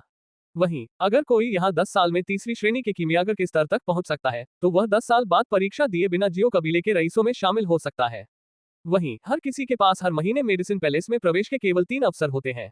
यदि आप दवा बनाना चाहते हैं तो आप स्वयं नुस्खे और दवा की कड़ाही पा सकते हैं, लेकिन आपको जियो कबीले के दवा हॉल के बाहर दवा बनाने की अनुमति नहीं है। हालांकि दूसरे दर्जे के कीमियागरों द्वारा मेडिसिन पैलेस के उपयोग पर कोई प्रतिबंध नहीं है। जहां तक कीमियागर संभावित मूल्य परीक्षण का सवाल है, यह उत्कृष्ट कीमियागर प्रतिभाओं की खोज करना भी है ताकि जियो कबीला कीमियागरों को प्रशिक्षित कर सके। जियो यान ने कुछ देर सोचा और अपना हाथ एक नीले क्रिस्टल बॉल पर रख दिया। जैसे जैसे उसकी अपनी लड़ाई की भावना धीरे धीरे उसमें प्रवेश करती गई, क्रिस्टल बॉल का रंग बदलना शुरू हो गया, नीचे से शुरू होकर धीरे धीरे पीला हो गया, जैसे गिरे हुए तारे की लौ का पीला होना। इस समय जो लड़की पढ़ रही थी उसने भी अपना सिर उठाया और आश्चर्य की दृष्टि से क्रिस्टल बॉल की ओर देखा। क्रिस्टल बॉल एक निश्चित सीमा तक कीमियागर की लड़ाई की भावना और लौ का परीक्षण करती है। कीमियागर की लौ और आत्मा की शक्ति कीमियागर के स्तर को निर्धारित करती है। हालांकि जियो कबीले को नहीं पता कि उन्होंने आग की लपटों का लिए अपनी आवश्यकताओं को क्यों बढ़ाया है। अतीत में कीमियागरों ने नीले रंग को धीरे धीरे फीका कर दिया था और सबसे अच्छे रसायनज्ञों ने ही नीले रंग को पूरी तरह से फीका कर दिया था। लेकिन जियो यान वास्तव में क्रिस्टल बॉल को अपनी लौ का रंग दिखा सकता था। जल्द ही पूरा क्रिस्टल पीला हो गया और अंदर एक लौ जल उठी। जियो यान ने अपना हाथ हटा लिया और क्रिस्टल बॉल समुद्र की तरह नीले रंग में लौट आई, जैसे कि अभी वह दृश्य मौजूद ही न हो। अंकल, आपकी लौ कैसी है? आसमानी आग। लड़की ने स्वप्न में जियो यान को देखा, जैसे किसी राक्षस को देख रही हो। नहीं, यह अजीब आग है जिसे मैं निचले तल से लाया हूँ।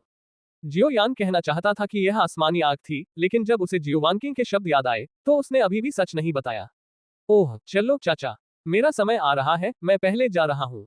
वैसे मैं अंकल जियो यूया को अलविदा कहूंगा। ठीक है, अलविदा। जियो यान मुस्कुराया और उसकी ओर हाथ हिलाया। जियो युए, सौभाग्य से वह मेरी लंबी टांगों वाली और हिंसक चचेरी बहन नहीं है। जियो यान उस चचेरी बहन के बारे में सोचने से खुद को नहीं रोक सका जिसके साथ उसका कुछ हद तक रोमांटिक रिश्ता था। जियो यान ने देखा कि उसके पास बहुत समय है और उसने यहाँ कुछ किताबें पढ़ना शुरू कर दिया। यहाँ विभिन्न औषधीय सामग्रियों के रिकॉर्ड, प्रसिद्ध कीमियागरों के रिकॉर्ड और विभिन्न अमृतों के प्रभावों के रिकॉर्ड हैं, लेकिन कोई नुस्खा नहीं है। जियो यान, यहाँ से चले जाओ। जब जियो यान औषधीय अवयवों को याद करने की कोशिश कर रहा था, तभी एक जोर से चिल्लाने की आवाज आई। तभी जियो यान को याद आया कि समय सीमा थी और वह जल्दी से बाहर भाग गया। यह आधे मिनट का ओवरटाइम है। चले जाओ। इस महीने तुम्हें मेडिसिन हॉल में प्रवेश करने का मौका नहीं मिलेगा। बूढ़े व्यक्ति ने जियो यान से कहा। आह सीनियर जियो यान, बस यदि आप मेरे फैसले पर सवाल उठाने की हिम्मत करते हैं तो आप अगले 10 वर्षों में मेडिसिन पैलेस में प्रवेश करने के बारे में कभी नहीं सोचेंगे। बूढ़े व्यक्ति ने जियो यान को नजरअंदाज कर दिया और किताब पढ़ना जारी रखा और ठंडे स्वर में कहा, जूनियर जानता है, जियो यान को नियमों का पालन करना होगा। जियो यान थोड़ा अनिच्छुक था, लेकिन विनम्रता से बूढ़े व्यक्ति के सामने झुक गया। स्वर्गीय अग्नि का होना न तो विनम्र और न ही अहंकारी, और इतनी बड़ी शिकायतों को सहन करने में सक्षम होना एक अच्छी संभावना है। शायद हमारे जियो कबीले में वास्तव में एक अद्वितीय प्रतिभा हो सकती है। हालांकि परीक्षणों की कोई कमी नहीं होगी। छोटे आदमी, मत करो आसानी से हार मान लो। आह। बूढ़े व्यक्ति ने जियो यान को जाते हुए देखकर अपने आप में बड़बड़ाया। CH-42 पिछली घटनाएं। जियाओ यान स्वाभाविक रूप से बूढ़े आदमी की बात नहीं सुन पाया। जियाओ यान असहाय था। क्या उसने सिर्फ आधे मिनट की देरी नहीं की? क्या उसके लिए इतना क्रूर होना जरूरी था? अगर वह थोड़ी देर और रुकता तो वह मरता नहीं। उस स्थिति में मैं फाइटिंग स्किल्स पवेलियन जाऊंगा।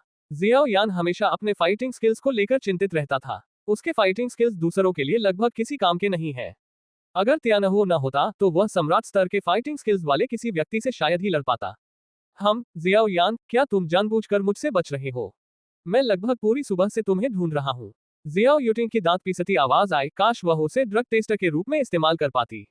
नहीं, चचेरा भाई जियाओ यू काफी सौम्य है। यह महिला एक पूरी चुड़ैल है जो लोगों को बिना कोई हड्डी छोड़े खा जाती है। जियाओ यान ने खुद से सोचा जब उसे याद आया कि जियाओ यूटिंग ने बिना किसी हिचकिचाहट के उस पर कदम रखा था। सुप्रभात मिस यूटिंग, मुझे भूख लगी है। मैं कुछ खाने के लिए ढूंढने जा रहा हूँ। जियाओ यान ने जियाओ यूटिंग को देखकर मुस्कुराया, लेकिन उसकी मुस्कान थोड़ी असहाय लग रही थी। तुम सिर्फ खाना ही जानते हो। तुम सच में इतने अच्छे नहीं हो। जियाओ यूटिंग ने आखिरकार यह नहीं कहा। उसने एक कदम आगे बढ़ाया, जियाओ यान का हाथ थामा और कहा, मेरे साथ आओ।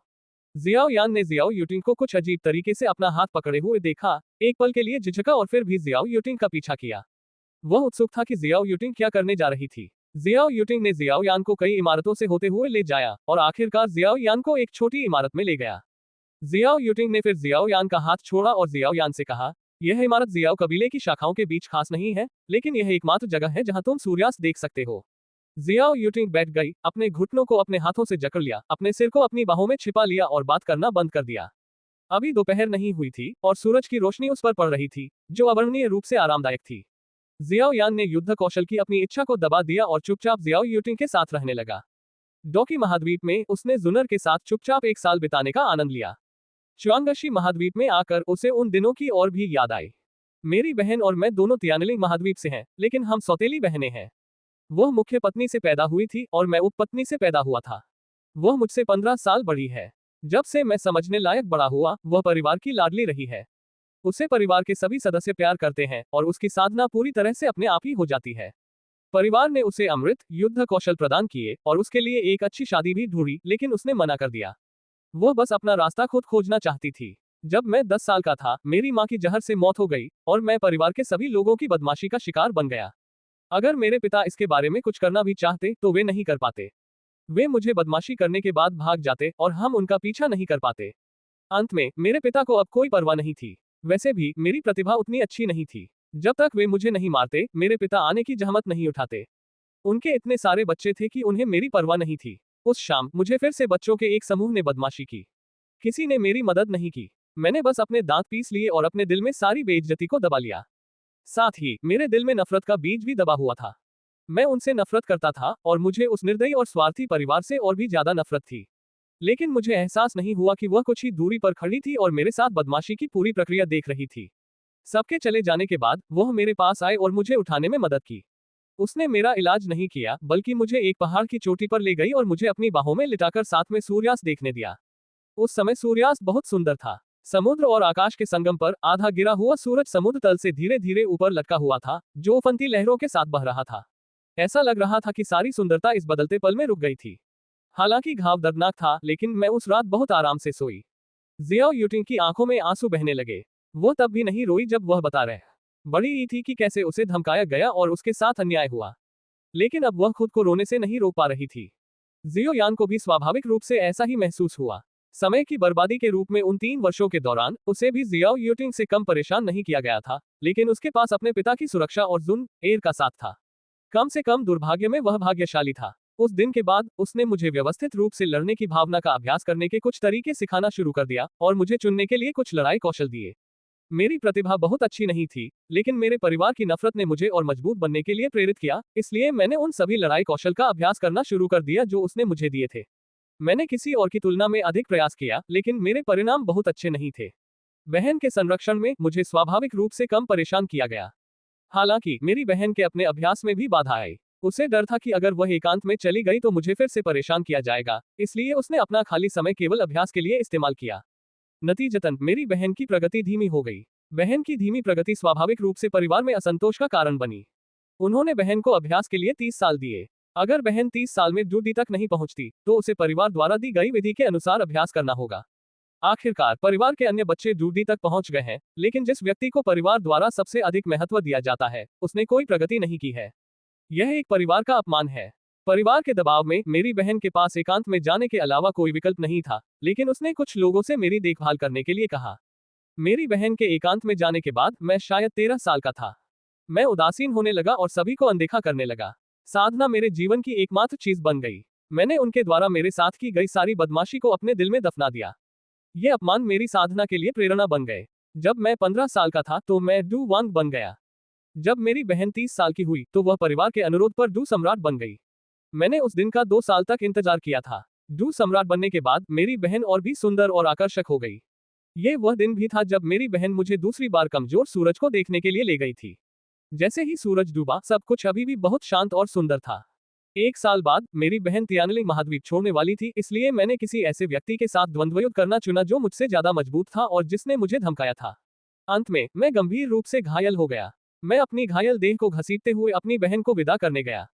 मेरी बहन ने मुझे गले लगाया और मुझसे कहा, जब तुम दर्द और नुकसान में हो तो सूर्यास्त देखने जाओ। जब तुम सूर्यास्त के बाद जागोगे तो यह एक नया और सुंदर दिन होगा।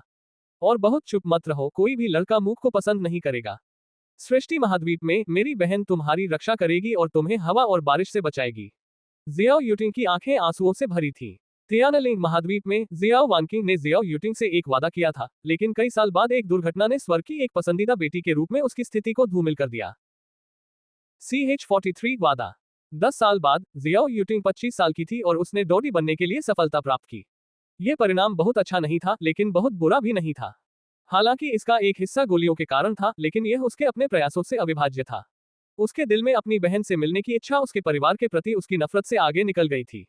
जियाओ यूटिंग की आखिरी लड़ाई स्वाभाविक रूप से बदला लेने की थी, लेकिन जो लोग उसे धमकाते थे वे या तो पहले ही ड सम्राट बन चुके थे, या बस एक बेकार परिवार से थे जो अमृत के साथ भी ड सम्राट पैदा नहीं कर सकते थे।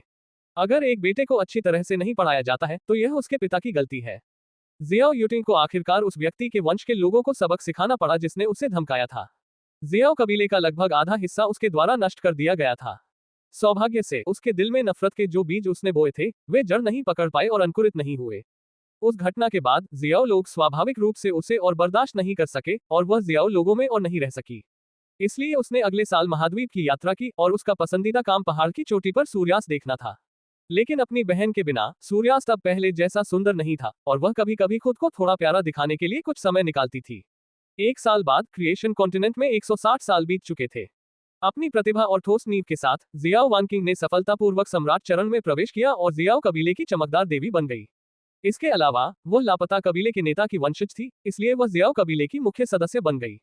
कुछ लोगों ने यह भी भविष्यवाणी की कि जियाओ वानकिंग जियाओ कबीले के इतिहास में नरक के द्वार को पार करने और डॉक्सियन बनने वाला पहला व्यक्ति था। लेकिन जियाओ वानकिंग को इन सब की सबसे ज्यादा चिंता नहीं थी। उसे सबसे ज्यादा खुशी इस बात से हुई कि उसने परिवार के पेड़ में जियाओ यूटिंग का नाम देखा। यह व्यक्ति जो एक शिष्य और छोटी बहन दोनों है, उसने कहा कि वह क्रिएशन कॉन्टिनेंट में उसकी रक्षा करेगी। अब जब उसके पास ये ताकत है तो कम से कम जियाओ कबीले में कोई भी उसे धमकाने की हिम्मत नहीं करता। 16 साल बीत चुके हैं। मुझे नहीं पता कि छोटी लड़की कितनी बड़ी हो गई है और क्या वह अभी भी पहले की तरह चुप है। इसलिए वह स्वर्ग की एक पसंदीदा बेटी के रूप में निचले विमानों से उन लोगों को उठाती थी और उसे यह काम भी पसंद है। आखिरकार 1 साल से अधिक समय पहले जियाओ वानकिंग ने जियाओ यूटिंग का इंतजार किया और दोनों बहनें स्वाभाविक रूप से एक दूसरे से मिलकर बहुत खुश थीं। जब से मैंने अपनी बहन को फिर से देखा, मैंने खुद को जीवंत और प्यारा बने रहने के लिए मजबूर किया। मैं नहीं चाहता था कि मेरी बहन फिर से चुप और अकेली जियाओ यूटिंग को देखे, लेकिन मुझे उम्मीद नहीं थी कि मेरा जानबूझकर किया गया अनुरोध मेरी बहन को बहुत नुकसान पहुंचाएगा। जियाओ यूटिंग के आंसू बह निकले। उन दृश्यों ने उसे 1 साल तक खुद को दोषी ठहराया। हालांकि जियाओ वानकिंग ने हमेशा उसे यह कहकर सांत्वना दी कि जब तक उन्हें स्काई फायर मिल जाए, तब तक सब कुछ हल हो सकता है। जियाओ कबीले जैसी दूसरी श्रेणी की ताकत के पास स्काई फायर कैसे हो सकता है? अगर ऐसा होता तो इसे बहुत पहले ही दूसरी ताकतों ने नष्ट कर दिया होता। उस दिन मेरे अनुरोध पर मेरी बहन मुझे सृष्टि महाद्वीप पर सूर्यास्त देखने ले गई। उस दिन सूर्यास्त ढलते सूरज के नीचे बहुत सुंदर लग रहा था। हालांकि मुझे नहीं पता कि यह तियानलिंग महाद्वीप पर सूर्यास्त जैसा ही लाल सूरज था या नहीं, लेकिन सुंदरता बिल्कुल वैसी ही थी।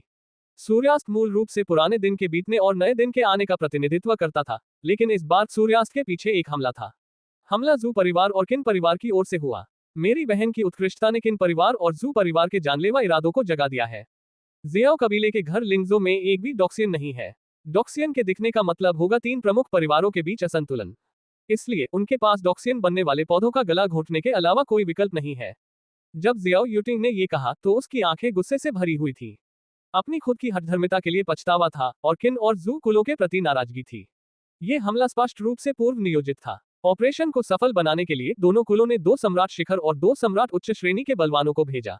मेरी बहन अभी मराठ क्षेत्र में घुसी थी और उसके पास इस तरह के संयोजन के खिलाफ लड़ने की कोई शक्ति नहीं थी। शायद वे जियाओ कबीले को पूरी तरह से अपमानित नहीं करना चाहते थे। आखिरकार जियाओ कबीले के पीछे एक कबीला नेता है जो सम्राट सर्वोच्च क्षेत्र के शिखर पर है और एक महाशक्ति है। उन्होंने मेरी बहन और मुझे बेहोश कर दिया और केवल मेरी बहन को जहर दिया।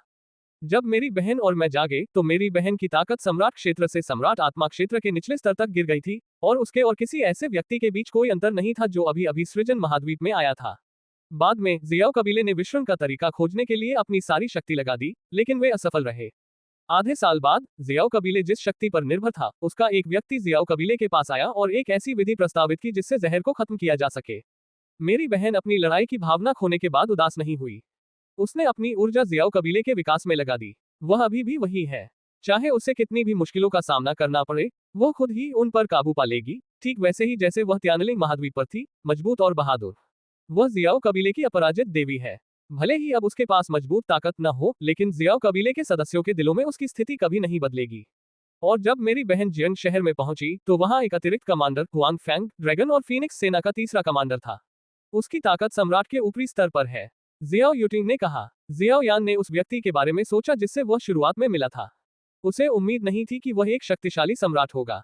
ड्रैगन और फीनिक्स सेना, जिसका नाम ड्रैगन स्पिरिट महाद्वीप और फीनिक्स स्पिरिट महाद्वीप के नाम पर रखा गया है, जियाओ कबीले की मुख्य लड़ाकू शक्ति है। जियाओ कबीले के हर सैनिक को ड्रैगन और फीनिक्स सेना में शामिल होने का सम्मान है।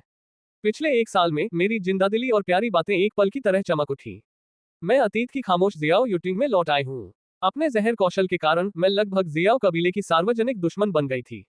हालांकि मेरी बहन की सुरक्षा में मुझे सजा नहीं मिली है, लेकिन मेरा दिल बहुत दुखी है। मेरी बहन ने अपनी ताकत खो दी है। मैं जो सबसे ज्यादा देखना चाहती हूँ वह ये है कि मेरी बहन अपने पुराने आकर्षण को फिर से पा सके और मुझे फिर से खूबसूरत सूर्यास्त देखने के लिए ले जाए, इस दर्दनाक समय को खत्म करे और एक नई यात्रा शुरू करे। तो जियाओ यान, मुझे उम्मीद है कि तुम मेरी इस इच्छा को पूरा करने में मेरी मदद कर सकते हो। मैं तुम्हारे किसी भी अनुरोध को स्वीकार कर सकती हूँ।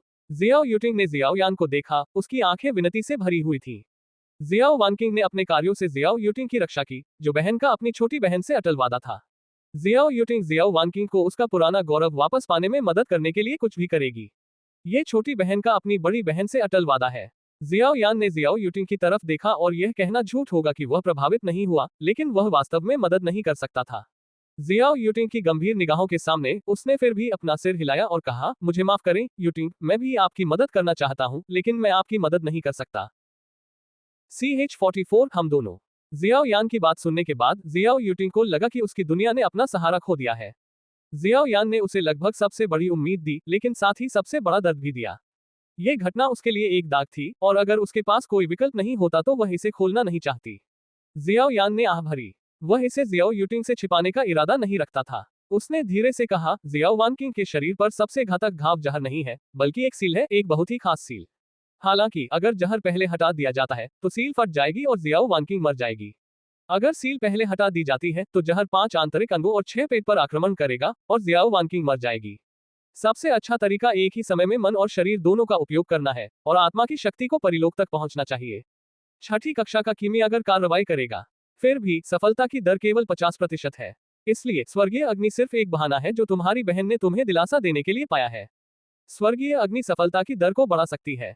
आखिरकार लिंगजो में अगर तुम्हें स्वर्गीय अग्नि या क्यूई ज्वाला खोजने के लिए कहा जाए तो तुम्हारे पास अभी भी एक दिशा है। लेकिन अगर तुम्हें छठी कक्षा के कीमियागर को खोजने के लिए कहा जाए तो यह तुम्हें निराशा ही देगा। आशा की एक किरण हमेशा निराशा से बेहतर होती है।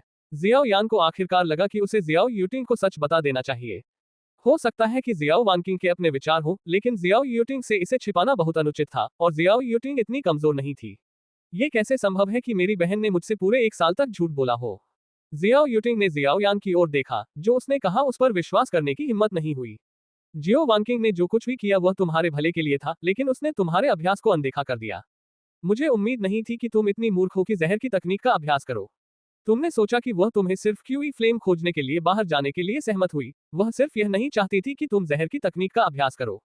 आखिरकार एक बहन के रूप में कोई भी नहीं चाहेगा कि उसकी बहन जहर की तकनीक का अभ्यास करे। जियो यान ने समझाना जारी रखा। तो अब अपनी बहन का बदला चुकाने का सबसे अच्छा तरीका है कड़ी मेहनत करना। हो सकता है कि एक दिन तुम डॉक्सियन बन जाओ और एक छठी रैंक की कीमियागर पहली नजर में तुमसे प्यार कर ले और तुम्हारी बहन पर लगी मुहर हटाने में तुम्हारी मदद करे। जियो यान ने जियो यूटिंग को देखा और मजाक किया। जियो यान की बात सुनकर जियो यूटिंग शर्मा गई। हाँ, वह बहुत मूर्ख थी। अगर वह अच्छी तरह से अभ्यास कर सकती तो वह अपनी बहन का बदला ले सकती थी और स्वर्गीय अग्नि और स्वर्गीय जल पा सकती थी। ये बस समय की बात थी। हालांकि डॉक्सियन से नीचे के लोगों का जीवन समाप्त हो जाएगा, लेकिन जब तक वह कड़ी मेहनत करती रहेगी उसे सफल होने का मौका मिलेगा। जियाओ यूटिंग ने अपने आंसू पोंछे और जियाओ यान से कहा, मुझे सच बताने के लिए धन्यवाद। लेकिन क्या तुम्हें डर नहीं है कि मैं अपनी बहन को बचाने के लिए छठी कक्षा के कीमियागर को तुम्हारे पास स्वर्गीय अग्नि होने के बारे में बता दूंगी? हालांकि हर छठी कक्षा का कीमियागर खजाने के लिए लोगों को नहीं मारेगा, लेकिन कई ऐसे हैं जो लालच में अंधे हो गए हैं। मैं अपनी बहन के लिए कुछ भी कर सकता हूँ। जियाओ यूटिंग को लग रहा था कि उसने अपनी जीवंत और प्यारी शक्ल फिर से पाली है। अगर वह पहले दिखावा कर रही थी तो अब वह कुछ हद तक ईमानदार है। जियाओ यान कांप उठी। उसे नहीं बताना चाहिए था और उसे अकेले रोने देना चाहिए था। अगर तुम में क्षमता है तो मेरे लिए एक कीमियागर ढूंढो। तुम्हें लगता है कि छठी कक्षा के कीमियागर सस्ते हैं? जियाओ वानकिंग तुम्हें छठी कक्षा के कीमियागर को खोजने के बजाय स्काईफायर खोजने देगी, जो ये दिखाने के लिए पर्याप्त है कि छठी कक्षा के कीमियागर कितने दुर्लभ हैं। जियाओ यान बेवकूफ नहीं थी और उसने जवाब दिया। जियाओ यूटिंग ने बात करना बंद कर दिया और वहीं बैठ गई। उसे नहीं पता था कि वह क्या सोच रही थी। जियाओ यान ने आह भरी और कहा, इतने लंबे समय तक कहानियां सुनने के बाद मैं तुम्हें भी एक कहानी सुनाऊंगी। वास्तव में तुम्हारा जीवन इतना दुखद नहीं है। ऐसे लोग हैं जो तुमसे ज्यादा दुखी जीवन जीते हैं। जियाओ यूटिंग ने जियाओ यान की ओर देखा और वह भी बहुत उत्सुक थी कि जियाओ यान किस तरह की कहानी सुनाएगी। उसका चेहरा बहुत सुंदर है। उसका सपना फार्मासिस्ट बनना है, लेकिन उसकी विशेषता उसके लिए अपने सपने को साकार करना असंभव बनाती है। अंत में उसने समझौता किया और डॉक्टर बन गई। वह एक सफेद पोशाक पहनती है। वहां के लोग उसे एक सुंदर परी, दयालु, प्यारी और प्यारी मानते हैं। जियाओ यान की याद भी किंगशान टाउन नामक छोटे से शहर में लौट आए। उसे अभी भी याद है कि वह सफेद कपड़ों में कितनी सुंदर थी। हालांकि इस सुंदरता और दयालुता के नीचे अंतहीन अकेलापन और डर छिपा है। उसका एक और पेशा भी है जो लोगों को डर से कांपता है, जहर मास्टर। जहर मास्टर बहुत डरावने होते हैं। एक कहावत है कि जहर का स्वामी जब क्रोधित होता है तो लाखों लोगों को मार सकता है, और वह सबसे भयानक जहर स्वामी है। उसके पास दुष्ट जहर शरीर है। जियाओ यान ने कहा। जब जियाओ यान ने फिर से नारकीय जहर शरीर का उल्लेख किया तो जियाओ यूटिंग की खूबसूरत आंखें थोड़ी मुड़ गईं। जियाओ यान ने पहले भी नारकीय जहर शरीर का उल्लेख किया था और वह हमेशा इसके बारे में जानने का मौका ढूंढना चाहती थी, लेकिन अंत में वह इसके बारे में भूल गई थी। अब जब जियाओ यान ने इसका उल्लेख करने की पहल की तो आखिरकार उसकी एक चिंता दूर हो गई। बुरा जहर शरीर पॉइजन बॉडी जहर को खत्म करने के लिए जहर लेने पर निर्भर करता है और बहुत तेजी से बढ़ता है, लेकिन जो कोई भी दुष्ट जहर शरीर के संपर्क में आता है वह मर जाएगा। इसलिए वह लगभग एक राक्षस की तरह है। मैं उससे संयोग से मिला। जियाओ यान इस बारे में बात नहीं करना चाहता था कि वह और जियाओ एक्सियन कैसे मिले। उसके दिल में यह उनके बीच का एक रहस्य था जिसके बारे में जुनर और कैलिन भी थोड़ा बहुत ही जानते थे। उसे अभी भी स्पष्ट रूप से याद है कि उस छोटी सी घाटी में जियाओ यान ने लिटिल मेडिकल परी से कहा था, तुम्हारे पास खाना पकाने का बहुत अच्छा कौशल है। जो कोई भी तुमसे शादी करेगा वह धन्य हो जाएगा। लेकिन वे अभी भी यौन संबंध वाले दोस्त हैं।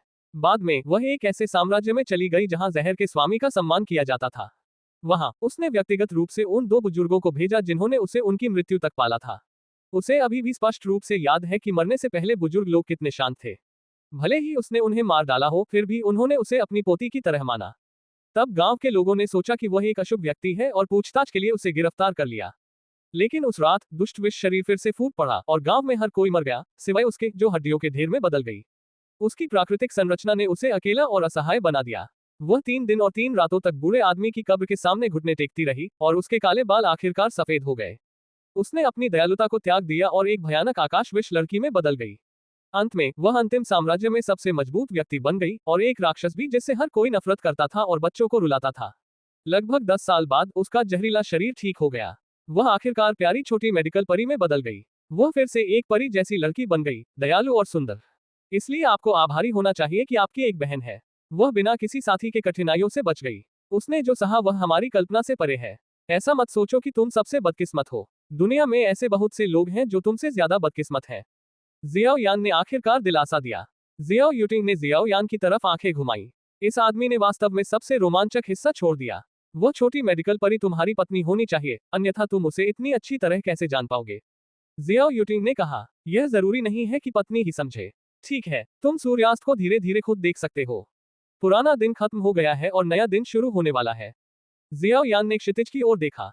आसमान में एक खूबसूरत सूरज लटक रहा था। जियाओ यान खुद वास्तव में खूबसूरत सूर्यास्त में डूबा हुआ था। आज चाहे कितना भी दर्दनाक क्यों ना हो, ये खत्म हो गया। कल एक बिल्कुल नए दिन की शुरुआत करेगा। हम दोनों इस दुनिया में दुखी लोग हैं, इसलिए जब हम मिलते हैं तो हमें एक दूसरे को जानने की क्या जरूरत है? क्या जियाओ यान का अपना दुखद इतिहास नहीं है? CH-45 चलो वापस चलते हैं। चलो वापस चलते हैं। मैं चाहता हूं कि मेरी बहन सूर्यास्त देखने के लिए मेरे साथ जाए। जियाओ यूटिंग ने जियाओ यान से कहा। उसके चेहरे पर आत्मविश्वास था। उसे विश्वास था कि एक दिन वह अपनी बहन को फिर से ठीक कर सकती है। अगर यह वास्तव में नहीं हो सकता है तो वह अपनी बहन की रक्षा खुद करेगी। जियाओ यूटिंग के पास इस समय सूर्यास्त की सराहना करने का दिल नहीं था। हालांकि सूर्यास्त सुंदर था, लेकिन यह तभी दिलचस्प था जब वह उस व्यक्ति के साथ थी जिसके साथ वह रहना चाहती थी। अपनी बहन को मत बताना कि यह मैंने कहा था। जियाओ यान ने जियाओ यूटिंग को देखा और कहा, मुझे कुछ मत बताओ, मुझे मत बताओ कि तुम एक बेवफा आदमी हो। जियाओ यूटिंग ने जियाओ यान को घूर कर देखा। बेवफा आदमी? मैं कब बेवफा आदमी बन गया? जियाओ यान ने ठंडे स्वर में कहा। जियाओ यिक्सिन ने तुम्हारे लिए बहुत कुछ दिया है, लेकिन तुम फिर भी उससे शादी नहीं करते। अगर तुम एक हृदयहीन व्यक्ति नहीं हो तो तुम क्या हो? जियो यूटिंग ने उत्तर दिया। तुम्हें कैसे पता कि लिटिल मेडिकल फेरी ने मेरे लिए इतना कुछ किया है? जियो यान ने अपराध बोध से कहा। उसने ऐसा नहीं कहा। अंतर्ज्ञान एक महिला की छठी इंद्री। मैं कल दोपहर को तुम्हें लंच पर ले चलूंगा। अगर तुम लड़ना नहीं चाहते तो तुम्हें आने की जरूरत नहीं है। जियाओ यूटिंग के मुंह के कोने पर एक आत्मसंतुष्ट मुस्कान दिखाई दी। जियाओ यूटिंग ने बोलना समाप्त करने के बाद एक रहस्यमय आकृति को पीछे छोड़ते हुए वहां से चली गई। जियाओ यान थोड़ा हैरान था। जियाओ यूटिंग को कैसे पता था कि उसे क्या चाहिए? आगे बढ़ो, तुम अभी भी मुझे खा सकते हो, जियाओ यान ने कहा। जियाओ यान उस कमरे में वापस आया जहां जियाओ जियान अभ्यास कर रहा था। जियाओ यान को याद आया कि उसने आज कीमियागर के बारे में क्या सीखा था। अभी उसे जिस चीज की सबसे ज्यादा जरूरत है वह है दवा की कड़ाही, औषधीय सामग्री और नुस्खे। इन चीजों के साथ सम्राट क्षेत्र के शुरुआती चरण में उसकी आत्मा की शक्ति एक प्रथम श्रेणी की गोली को परिष्कृत करने के लिए पर्याप्त है। आत्मा की शक्ति सम्राट क्षेत्र, परी क्षेत्र और देव क्षेत्र के आधार पर प्रारंभिक, मध्य, देर और चरम स्तरों में विभाजित है। जियाओ यान ने पूरी रात अभ्यास किया, लेकिन यहाँ एक रात के अभ्यास से मूल रूप से उसकी ताकत में ज्यादा वृद्धि नहीं हुई। अगर वह अपनी ताकत को जल्दी से बेहतर बनाना चाहता था तो उसे जल प्राप्त करना था और अग्नि पारस्परिक निर्माण तकनीक। साधना की प्रक्रिया में रात समाप्त हो गई। जब जियो यान अगले दिन उठा तो लगभग दोपहर हो चुकी थी। धोने के बाद जियो यान कैफेटेरिया में गया। वह देखना चाहता था कि जियो यूटिंग क्या चालें खेल सकता है। आज भी उसी जगह पर जियाओ यूटिंग अपने हाथ में एक किताब लिए अकेली बैठी थी, लेकिन वह किताब जहर के बारे में थी। जियाओ यान का उसे सच बताना उसके लिए अच्छी बात हो सकती है। कम से कम उसके पास प्रयास करने के लिए एक नया लक्ष्य है। हालांकि यह मुश्किल है, लेकिन वह निराश नहीं है। तुम मुझे यह नहीं बताओगे कि तुम आज दोपहर को मुझे हवा में उड़ा दोगे? जियाओ यान ने असहाय होकर कहा और जियाओ यूटिंग के सामने बैठ गया। मैं भूल गया कि आज रात को खाना परोसा जाता है, जियाओ यूटिंग ने असहाय होकर कहा और जियाओ यान पर ध्यान दिए बिना पढ़ना जारी रखा। भूल जाओ, मुझे अभी भी फाइटिंग स्किल्स पवेलियन जाना है। जियाओ यान खड़ी हुई और जाने के लिए तैयार हो गई। क्या तुम जानते हो कि फाइटिंग स्किल्स पवेलियन में क्या है? जियाओ यूटिंग ने अपना सिर उठाया और मजाक में जियाओ यान को देखा।